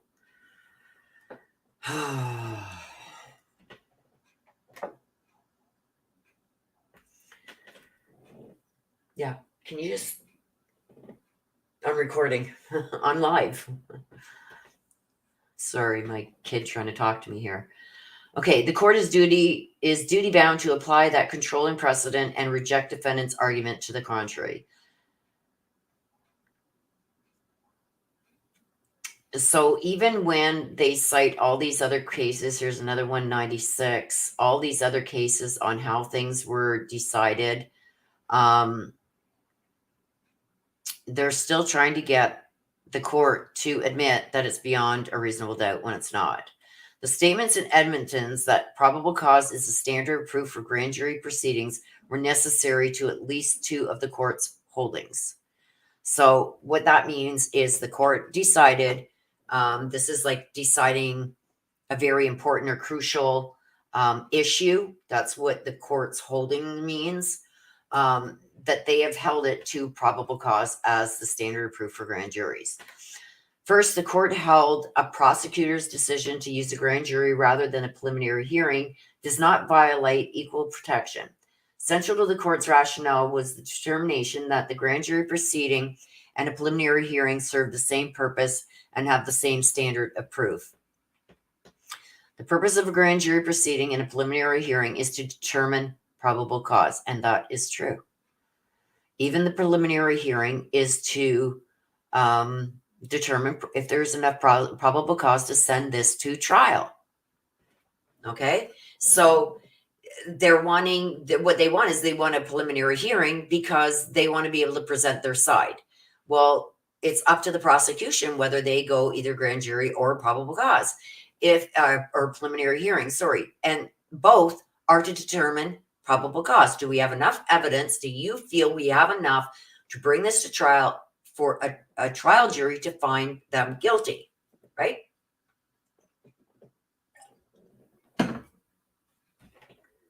Any advantage that the preliminary hearing affords a defendant is purely incidental to that purpose. The independent grand jury's function would be duplicated by requiring a subsequent preliminary hearing. So the defendant suggests this holding is dicta because the court in Edmondson did not request a preliminary hearing. Despite acknowledging it could have disposed of the case on that basis. The court addressed the arguments raised by Edmondson because of the important constitutional issues at stake. The court thus saw the equal protection claim as properly before it and resolved the issue by addressing the merits of the Edmondson's claim. Moreover, we've accepted the above reasoning as persuasive and hold that a prosecutor may proceed by either alternative indictment or information, which is preliminary. Emphasis added. Moreover, Idaho's appellate courts have repeatedly applied Edmondson's equal protection holding as binding binding precedent, which means this court must do the same. So in this case, the court specifically held that the prosecutor can either use the grand jury proceeding or a preliminary hearing before an impartial magistrate to initiate criminal proceedings. And they're just going over and over and over and over and over. Supreme Court was held that where a defendant has been indicted by a grand jury, the defendant is not afforded a right to a preliminary hearing. Second, the Edmonton court decided as a matter of first impression that an indictment will be sustained by reviewing court when improper evidence is excluded and probable cause remains. So even if there was, like they are trying to claim, okay, we got to take this into context, okay? Because they're claiming here that there was inadmissible evidence, a lack of sufficient evidence, prosecutorial misconduct, and withholding exculpatory, okay? So even here, their own court case that they are relating to, and this is the defense because they're using the Edmonton court case, even in that, the court even reviewing that there was maybe some improper evidence that shouldn't have got in, or maybe something was left out that should have been in. If there was enough there to show probable cause and probable cause still remains, then the indictment still stands, even if there were minor errors. Okay? So that's basically what this is saying. The purpose of the grand jury proceeding is to determine whether sufficient probable cause exists. See this? Lack of sufficient evidence. So what they're saying here is lack of sufficient probable cause. Not so. As long as a grand jury has received legally sufficient evidence, which in and of itself supports a finding of probable cause, it is not for the appellate court to set aside the indictment. Okay? So we go through this. Where this gets interesting, this is set standards for the standard proof. Even if this court were writing on a clean legal slate, the statute relied on by the defendant sets. Okay, so this is what the defendant is relying on, this court case. Even that court case they relied on sets a standard of proof of the grand jury of probable cause. So what they're saying here is even the statute relied on by the defense sets the standard of proof for a grand jury of probable cause. So they're just citing all these cases. The plain language of the statute states a grand jury ought to find an indictment when all the evidence. You guys, if you want to read through all this, you can. I'll go slow enough that you can pause it if you want at a later date to read it all. The grand jury ought to find an indictment when all the evidence before them taken together, if unexplained or uncontradicted, would, in their judgment, warrant a conviction by a trial jury. Idaho Supreme Court has already rejected the defendant's claim that the language requires a grand jury to find the suspect guilty beyond a reasonable doubt. So they've already said, no, it's not going to stay. The language requires the grand jury to find the suspect guilty beyond a reasonable no. It's already been rejected. That's been rejected already. Okay? And a lot of these it has. They take from these cases what they want to throw in here and use, put it in full. So let's get down to here. And this is what they do through the whole thing. Okay, so let's get down. Okay, Exhibit A. Okay, this is how they instructed the grand jury. You can read through these. I believe they instructed the jury properly. There was a little it in there with self-defense, but they don't believe it was self-defense anyway, so it really doesn't interfere with what the grand jury verdict was, the true bill was, because if they found him that there was enough probable cause to find him that he would be found guilty, they put in a true bill. Now, so when they find there was enough evidence to send him to trial, and believe that he committed these first degree, which means intentional, that there's no self-defense. But they gave it anyway, just in case, when they gave the instruction, the grand jury instructions, what it would mean if he would claim self-defense. They gave the instructions on that. There was a little oops in the instruction on that. It was put the horse before the cart type thing, but it didn't change what it stated. You know what I mean? So it wouldn't have changed their outcome of sending back that true bill or sending him to trial.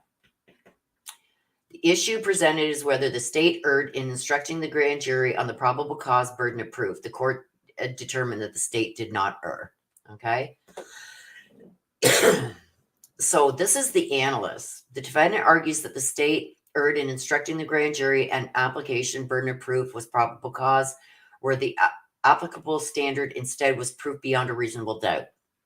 So they're doing this again.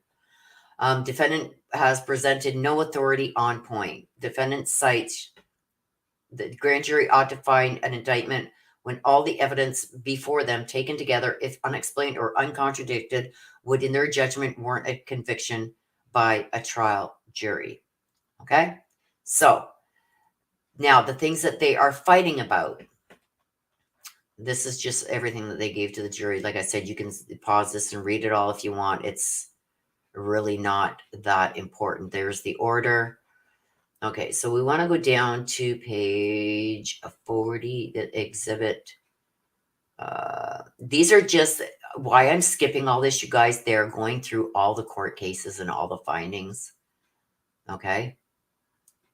They're going through all the cases, all the findings in different cases. They're talking about these cases. It's not even about, but it's how the judge ordered and what orders were from all these, fighting about, is it probable cause or is it beyond a reasonable doubt? These are all the court cases that they've put in here. This is not Bryan Kohberger's case. Okay, so let's go down to, I think it's page 48. Oh, I'm on 56.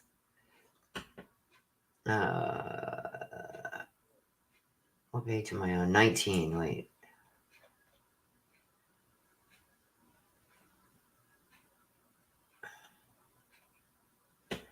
Come on, I want to go to page 48.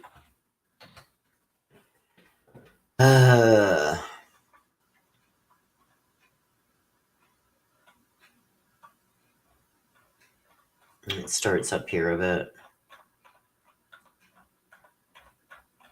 Oh my gosh. This is all on a stabbing that happened between this Rodriguez and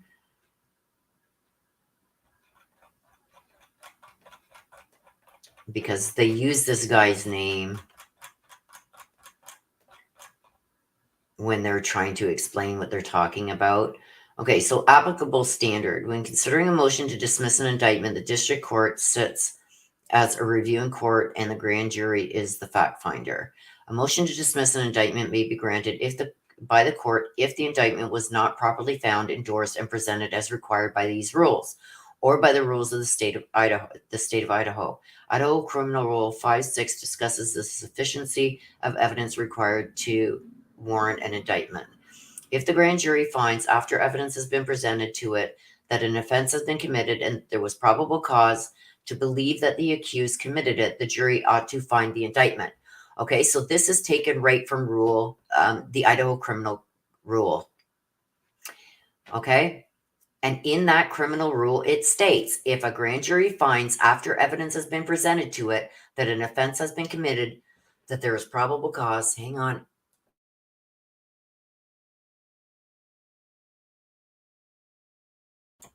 Sorry.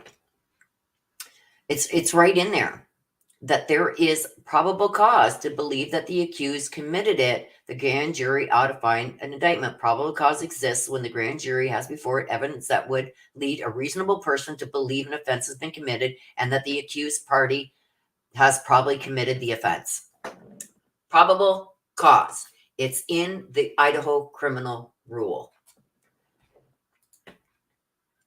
So it's all in here. This is another analyst. So this gives us an indication of what was in the sealed documents. They are going to claim that the error in the self-defense jury instruction. Okay. And then this is just the prosecution explaining certain things and going over how even if there was an error in the self-defense jury instruction, it doesn't apply in this case and it can be overlooked. It wouldn't have changed the outcome of the grand jury's indictment because they believe that he did do these intentional because it's first degree. They don't believe it was self-defense anyway. So the error in the self-defense instruction isn't enough to warrant throwing out the indictment, okay? And that's what they basically say here. The ones that are in dark are the ones that they are responding to. This is just self-defense again. Okay, so another one that they said, the error in the self-defense instruction does not invalidate the indictment, okay? So this is what the prosecution is saying. On a motion to set aside the indictment, the Idaho Supreme Court addressed an erroneous instruction given to the grand jury. Despite finding that the instruction was erroneous, oh my God, I can't talk. The Idaho Supreme Court held that it did not invalidate the indictment. So we don't have to worry about that because they don't think there was a self-defense and they're not claiming self-defense anyway, so it really shouldn't matter. The jury instructions as a whole did not mislead the grand jury or prejudice the defendant. So this is what was in the sealed document that we didn't get to see because we know that because the state is responding to it. So in their motion, they had to have said that the jury instructions as a whole did misled the grand jury or prejudiced the defendant. And they're saying it did not, that they followed the rules. So we're getting a look into what they're saying and why they want this indictment squashed. So this is the state. They said the state correctly instructed the grand jury on the burden of proof required to indict the defendant. So this is what the defense is saying, is that the jury instructions as a whole did not, that the jury instructions on a whole misled the grand jury or prejudiced the defendant. Don't forget, we got to read this backwards because this is the state responding.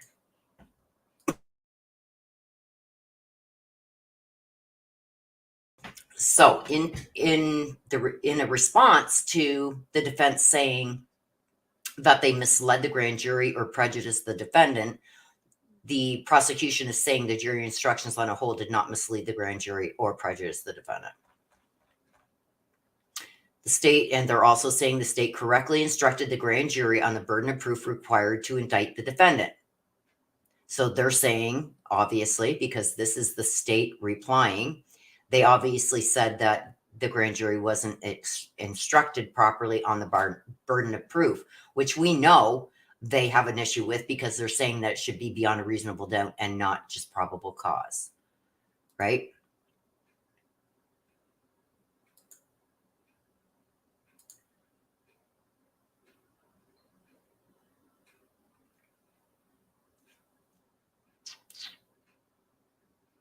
Okay, hang on a sec. I'm just, my chat froze, you guys, so what's going on?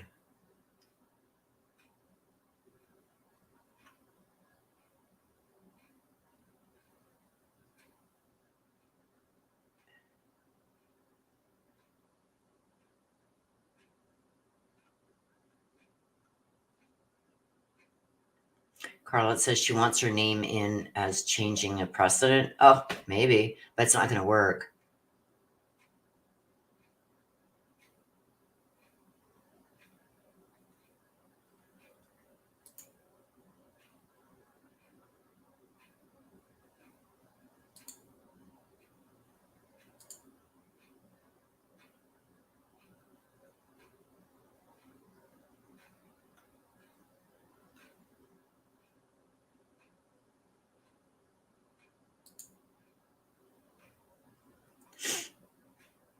Sorry, you guys, I'm just going through because I seen something. What's wrong with Rose? Hang on a sec.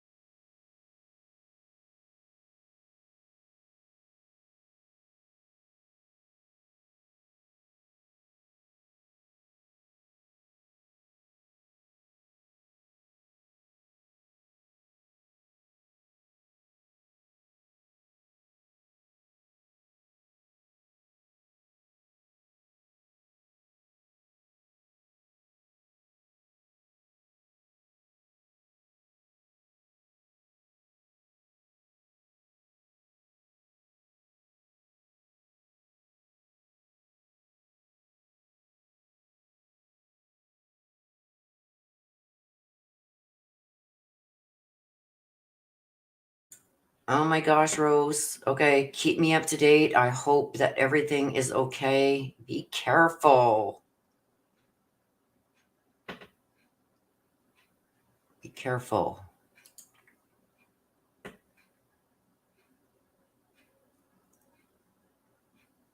Oh my gosh, my girl. Just keep me up to date and let me know you're okay. Send me an email. Okay. Let me just refresh this, you guys. Because my chat is not loading on StreamYard for some reason.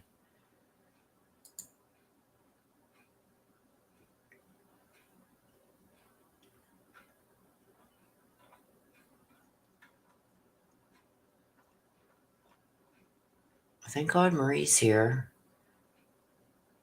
Yes, we're very concerned about you. So please let me know. Keep me up to date.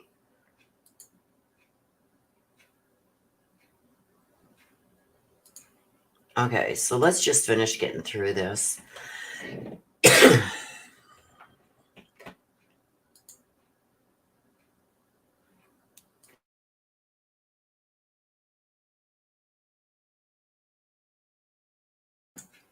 I guess it would help if I unmuted.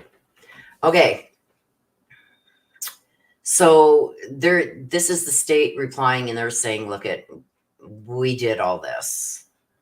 We followed the rules. Like I said, you guys can go through this on your own if you want. Now, by how the prosecution is responding here, we can get an indication of what the defendants were claiming. The prosecution has stated the state sufficiently proved the victim's cause of death. So what do we take from that? That the defense is probably saying that they didn't prove any of the victim's cause of death, actual cause, which stab wound, what caused their death, which one. You know what I mean? And it's stuff like that. We know they were stabbed to death. It doesn't matter which one of those stab wounds caused their death. Yes, I just read that. So that's why I said, there she is, juror 11. Thank you for coming in and giving Marie Burks a hand here. Keep people right. Okay, so apparently this is what I'm getting from this, is that the defense probably put in there that they don't know the actual cause of death. So that's why the state responded like that. So then the state responds, the defendant's objections to evidence presented to the grand jury. Defendant asserts that the state presented inadmissible testimony to the grand jury. They're saying that the defendant's objections of detectives and this and that were inadmissible because of certain reasons, because they couldn't, they were only there at the autopsy. They can't say things that they think happened. They have to go by what is actually said by an expert. So they're saying, remember they asked for those 2 cops training records and everything. So I do believe that they are coming down saying that they gave expert testimony to the grand jury that they shouldn't have, and it should be totally just their whatever they said to the grand jury should not be taken into account as evidence. That's what I'm getting from this one.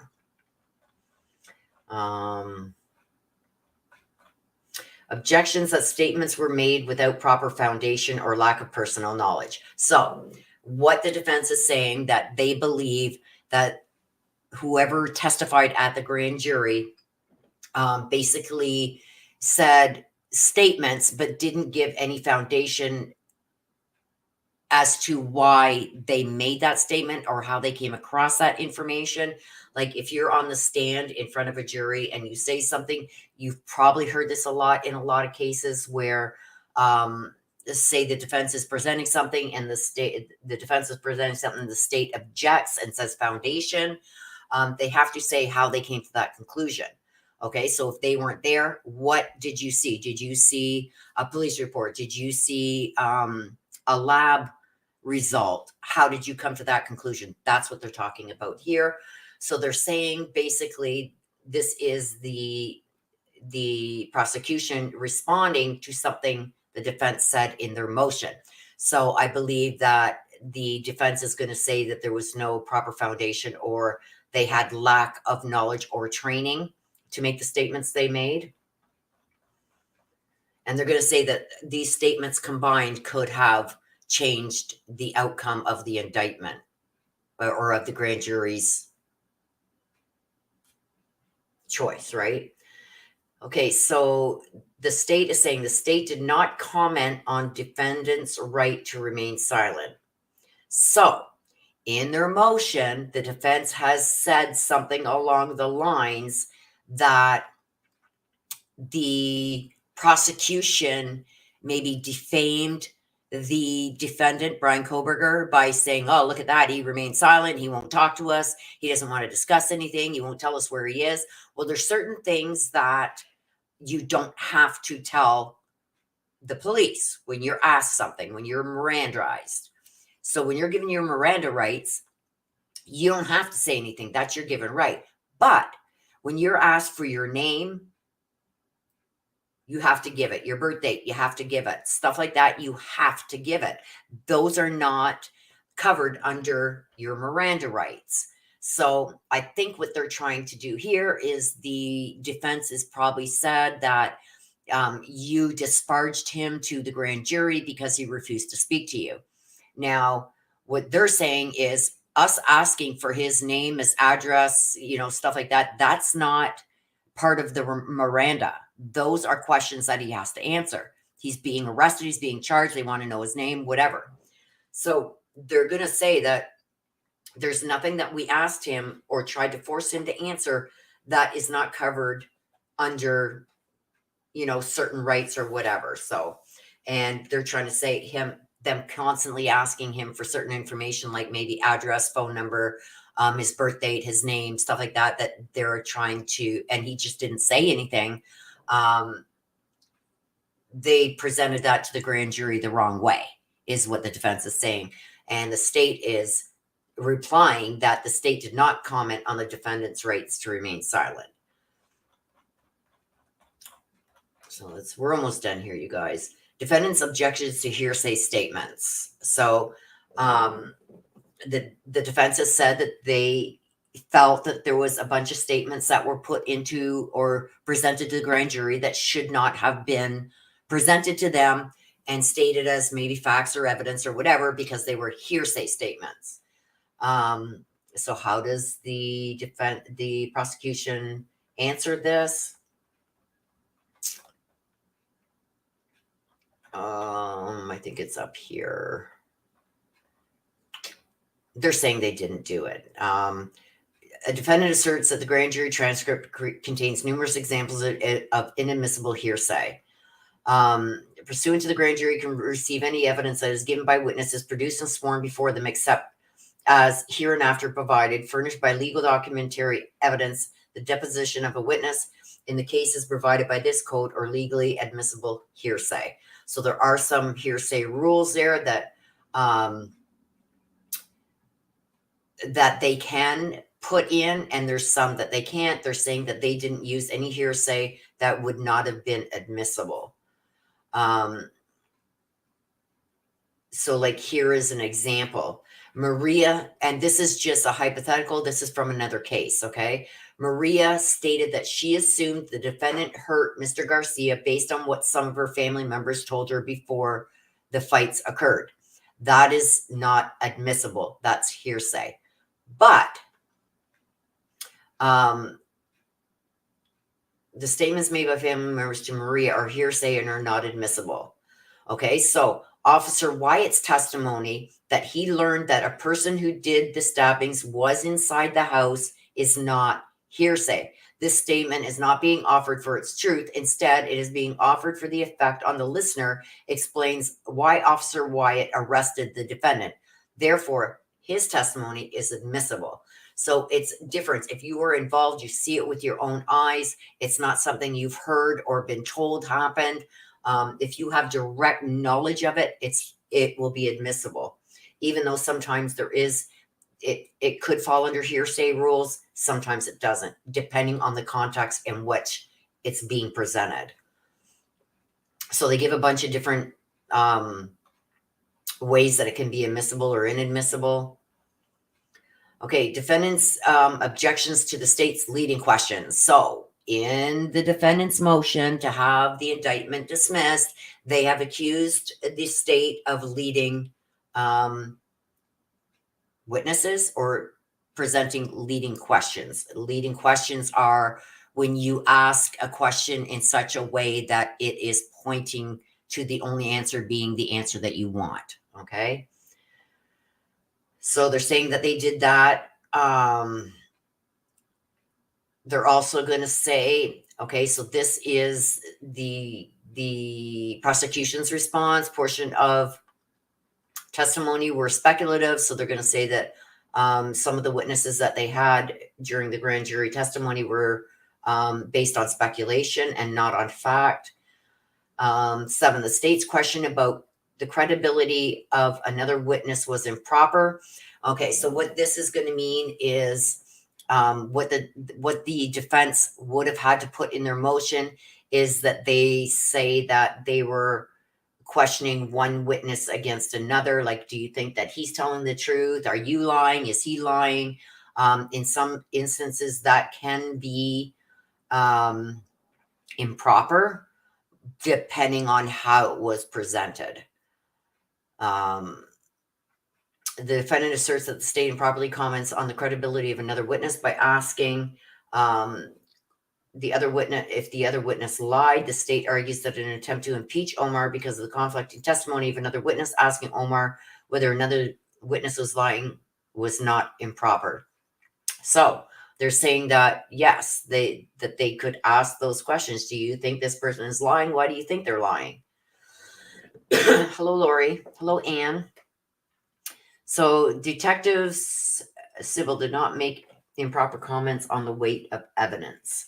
Okay, so if you remember back, this is what I'm going to say, probably was in the defense's motion, just by the response that the prosecution gave here. Do you remember when Ann Taylor said, I want those 2 cops' training records? So what they're saying, what I think the defense is trying to say is that they didn't have the proper training or information or knowledge to comment on certain evidence or give weight to certain evidence. They're also saying that there was objections that should have been made in some testimony.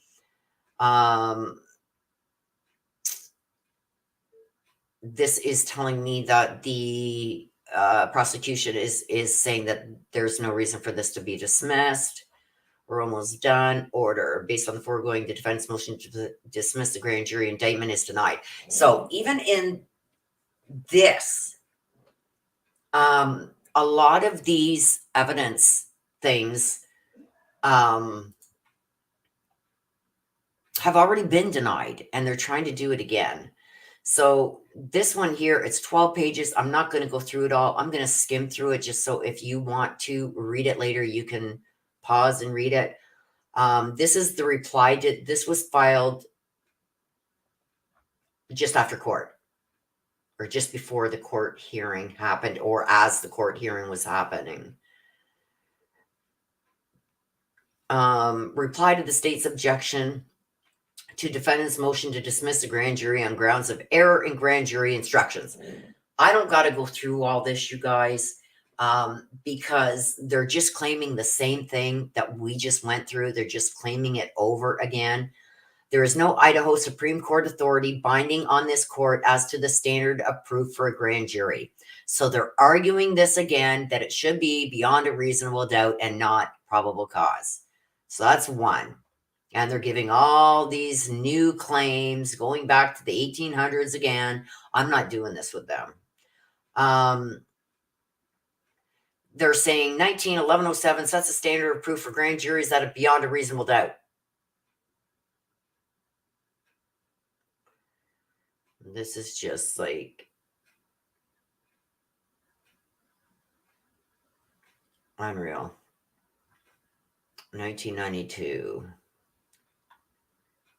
1953. They're going by the Idaho Supreme Court remarked once in dicta that it did not think the statute set the standard at beyond a reasonable doubt. 1953. Like, this is all going back into beginning of history. Precedents, new precedents have been set, new.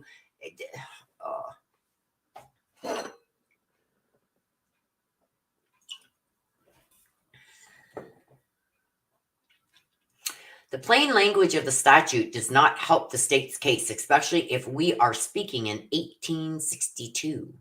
Like, oh my gosh. Come on. So I'm just, look at, like, they keep presenting all these.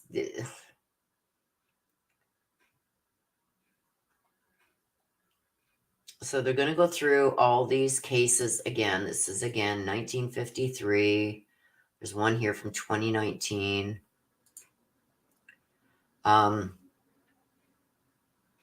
This is unreal. I just can't with this again. 1862.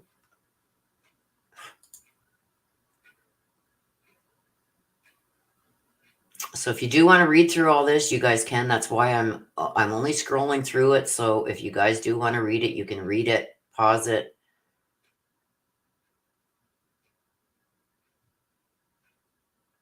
Yes, please smash that thumbs up.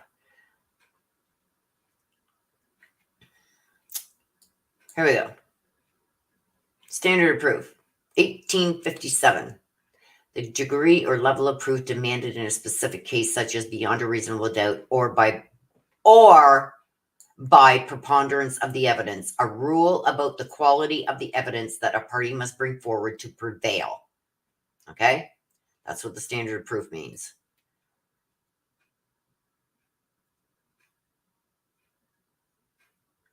Oh, this is like from 1800s, 1857. Seriously.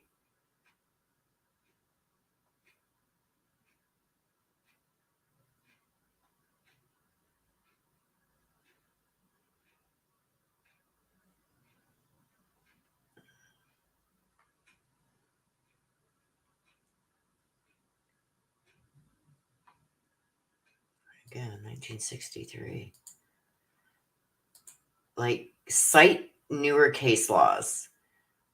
We know that when our laws, whether you're in the US or Canada or wherever you are, laws change over time as we evolve. When society evolves. Like, look at the houses we live in today's society. They didn't have those back in the 1800s. They had dirt floors and everything evolves with time. New precedents are set. Things change. Interpretations change. Oh.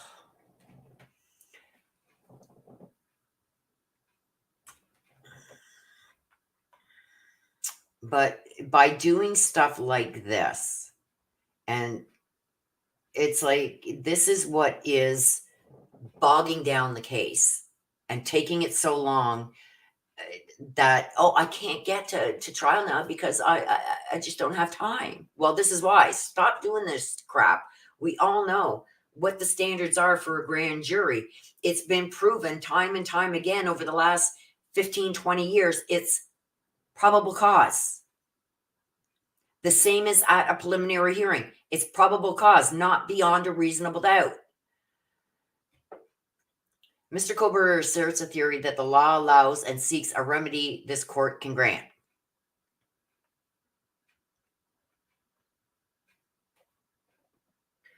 They say that the court went beyond what the state permits. The defense already explained why the courts like Idaho have gone beyond the statutes to define due process concerns attached to the grand juries. Defense brief at 18. The state likely realizing that this argument has a little likelihood of success, then shifts arguing that prejudice must be shown. Now, Ann Taylor, it's you that the likelihood of success of you winning your case is very low. That's why you're doing all this. That's why you got to go right back into 1800 law when maybe this kind of thing was okay. You know, like back in the days where if you caught your wife doing something that you didn't like, you could stone her to death. Like when it was okay, Anne? Seriously? The state likely realized, no, I can't with this woman. First, Mr. Kohberger disagrees. So, like I said, ham sandwich. Oh God, she had to throw that in there. Second, Mr. Kohberger, I can't talk. Kohberger will demonstrate in a separate motion the prejudice that was resulted from the erroneous instruction in this matter. Oh God, there's another one coming. Oh my gosh, you guys. Like, she's not going to stop.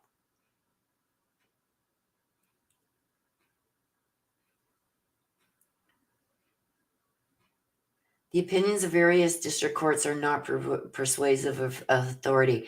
The state also appends to its decision 3 district court opinions, claiming they are persuasive authority. Certainly, all these respectable jurists may have attempted to tackle these issues, but they did not have the benefit of Mr. Kohberger's briefing and research, including where beyond a reasonable doubt standard for grand juries originated and how it has been treated by prosecutors and courts over the sense of its adoption. There you go. You just admitted it yourself in your own filing that the prosecutors and courts have, this has changed with them over time.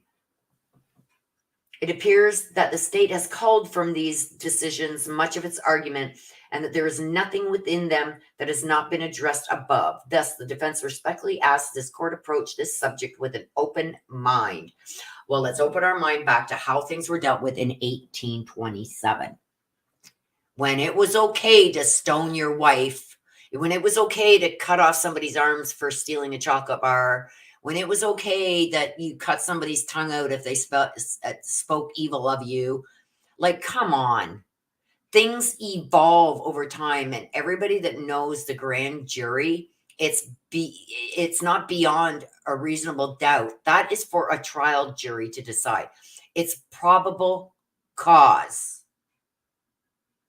Probable cause. Even Barry Morphew's crazy lawyer didn't fight that. And believe me, if she thought that there was anything to hang on to, she would have. We all know Ira's eaten. She would grab any straw she could.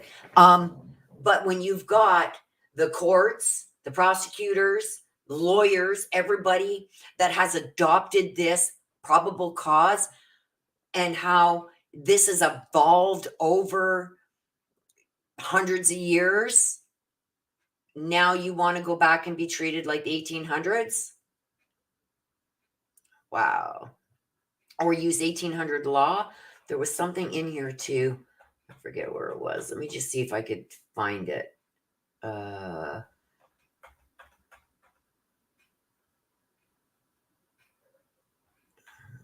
on a sec, you guys. because it's right in their little snippet. Hang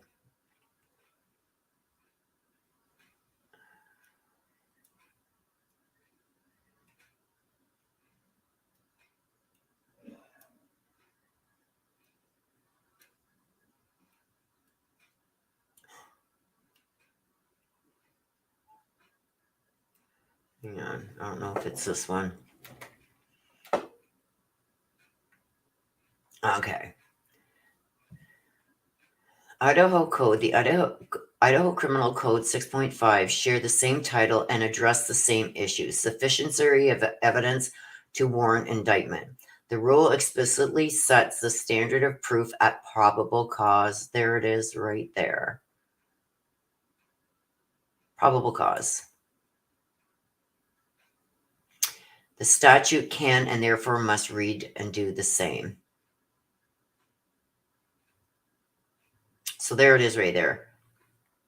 Idaho Criminal Rule 6.5a share the same title and address the same issues, sufficiency of evidence to warrant indictment. The rule explicitly sets the standard of proof of probable cause. So, this is crazy, you guys. Like, crazy. Just throwing things out there, seeing what can stick. I am going to keep an eye on the record. Oh, gosh. Okay, wait. Cancel.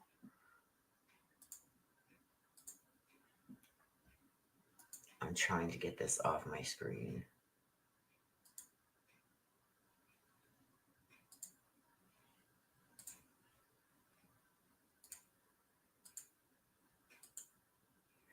Okay. Sorry about that. There was an update to Adobe, and it's like, oh my gosh, what's going on here? I can't figure this out. I used to call it the burger thing. Yeah.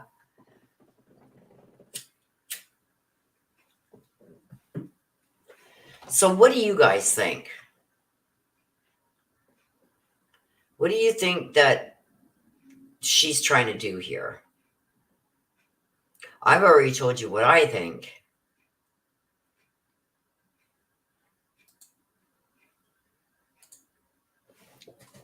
He's mad because Bubba is having his way. Oh my gosh, you guys. I'd like fries with that. Aw, thank you, Carlette.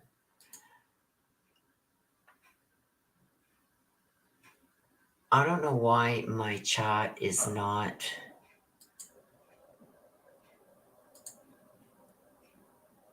keeping up here in StreamYards.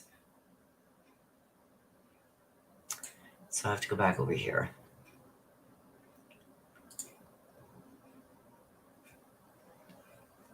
Yeah, I think so too. I can't put your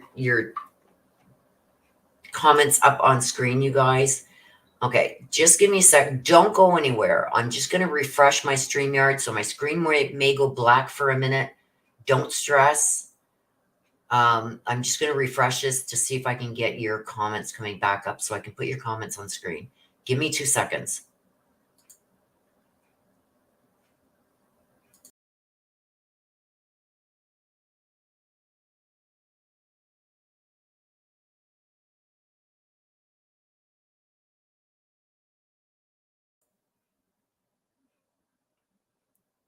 All right.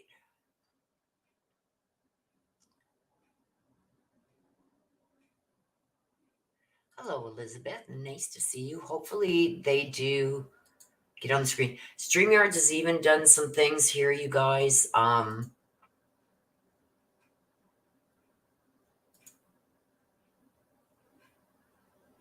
Made some changes so that it's really messed up the chat. The chat is not coming up again.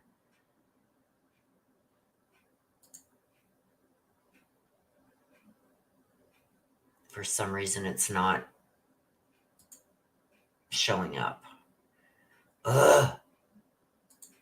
Okay, so I do have it on my YouTube studio, so I'm going to have to go into the YouTube studio and answer. I can't put your questions up on screen. Carlette says, I think she's trying to make a cluster F of this whole thing. Yeah. She's doing something for some kind of reason, right? And I think, like I said at the beginning of this, you guys, I think that she's going to try and get the indictment dismissed. It's not going to happen. She's trying to get the death penalty off the table, and she's blaming the prosecution. It's not going to happen. Then she still wants this September 1st hearing to dismiss the indictment. And after that hearing, she wants the new trial date set right away. So in other words, we're going to waive our right to a speedy trial because we want our deadlines to go away, especially regarding this alibi thing. We don't want to have to give that. But we want a speedy trial right away. As soon as I have my hearing on September 1st, I want my hearing right. I want the trial right away scheduled. Right, twit, swit. Let's go. Well, I don't know what world she lives in, but you just waived your right to a speedy trial, but then you are going to demand that. And her the way she said it, she said, after our September 1st hearing, she wants the judge to set the trial date one time. I don't want to have to do this many times over and over and over. I want one date set and we go on that day. What? That's not the way things are. You're going to be lucky to get your trial by the end of next year. Unless the prosecution agrees, unless the judge agrees to it. I hope they do but I mean, it's like she's demanding as if she still has speedy trial rights, which she doesn't.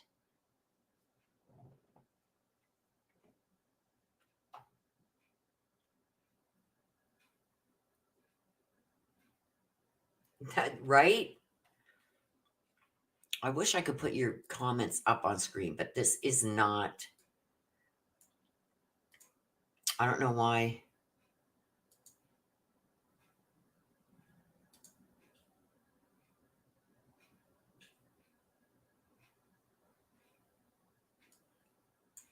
Yeah, it's not.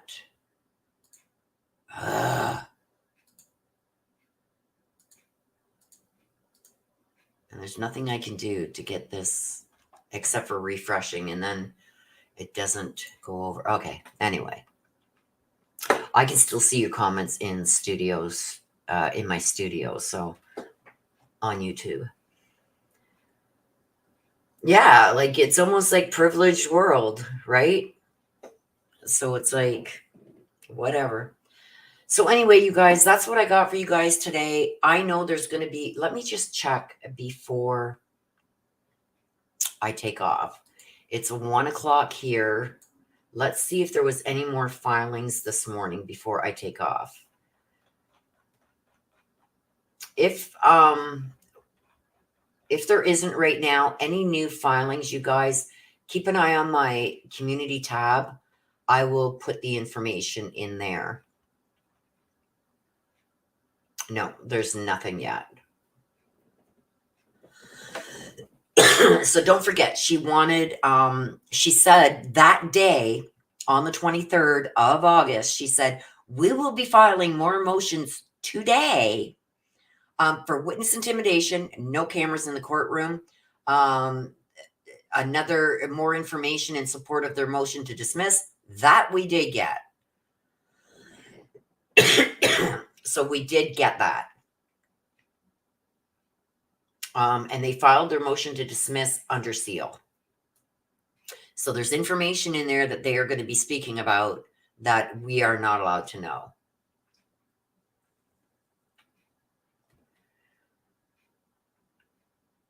So if anything else, and I do believe there will be more that comes out today, I am waiting for this witness intimidation one, and I have a funny feeling it's going to be under seal. But we will see the one for the no cameras in the courtroom. I know at one of the hearings, I guess they were honing in on Bryan Kohberger, and one of the deputies in the courtroom gave them crap for that. I know they've moved the microphones back. So we'll have to wait and see, you guys. So let's see what happens. Like I said, if there is any other filings,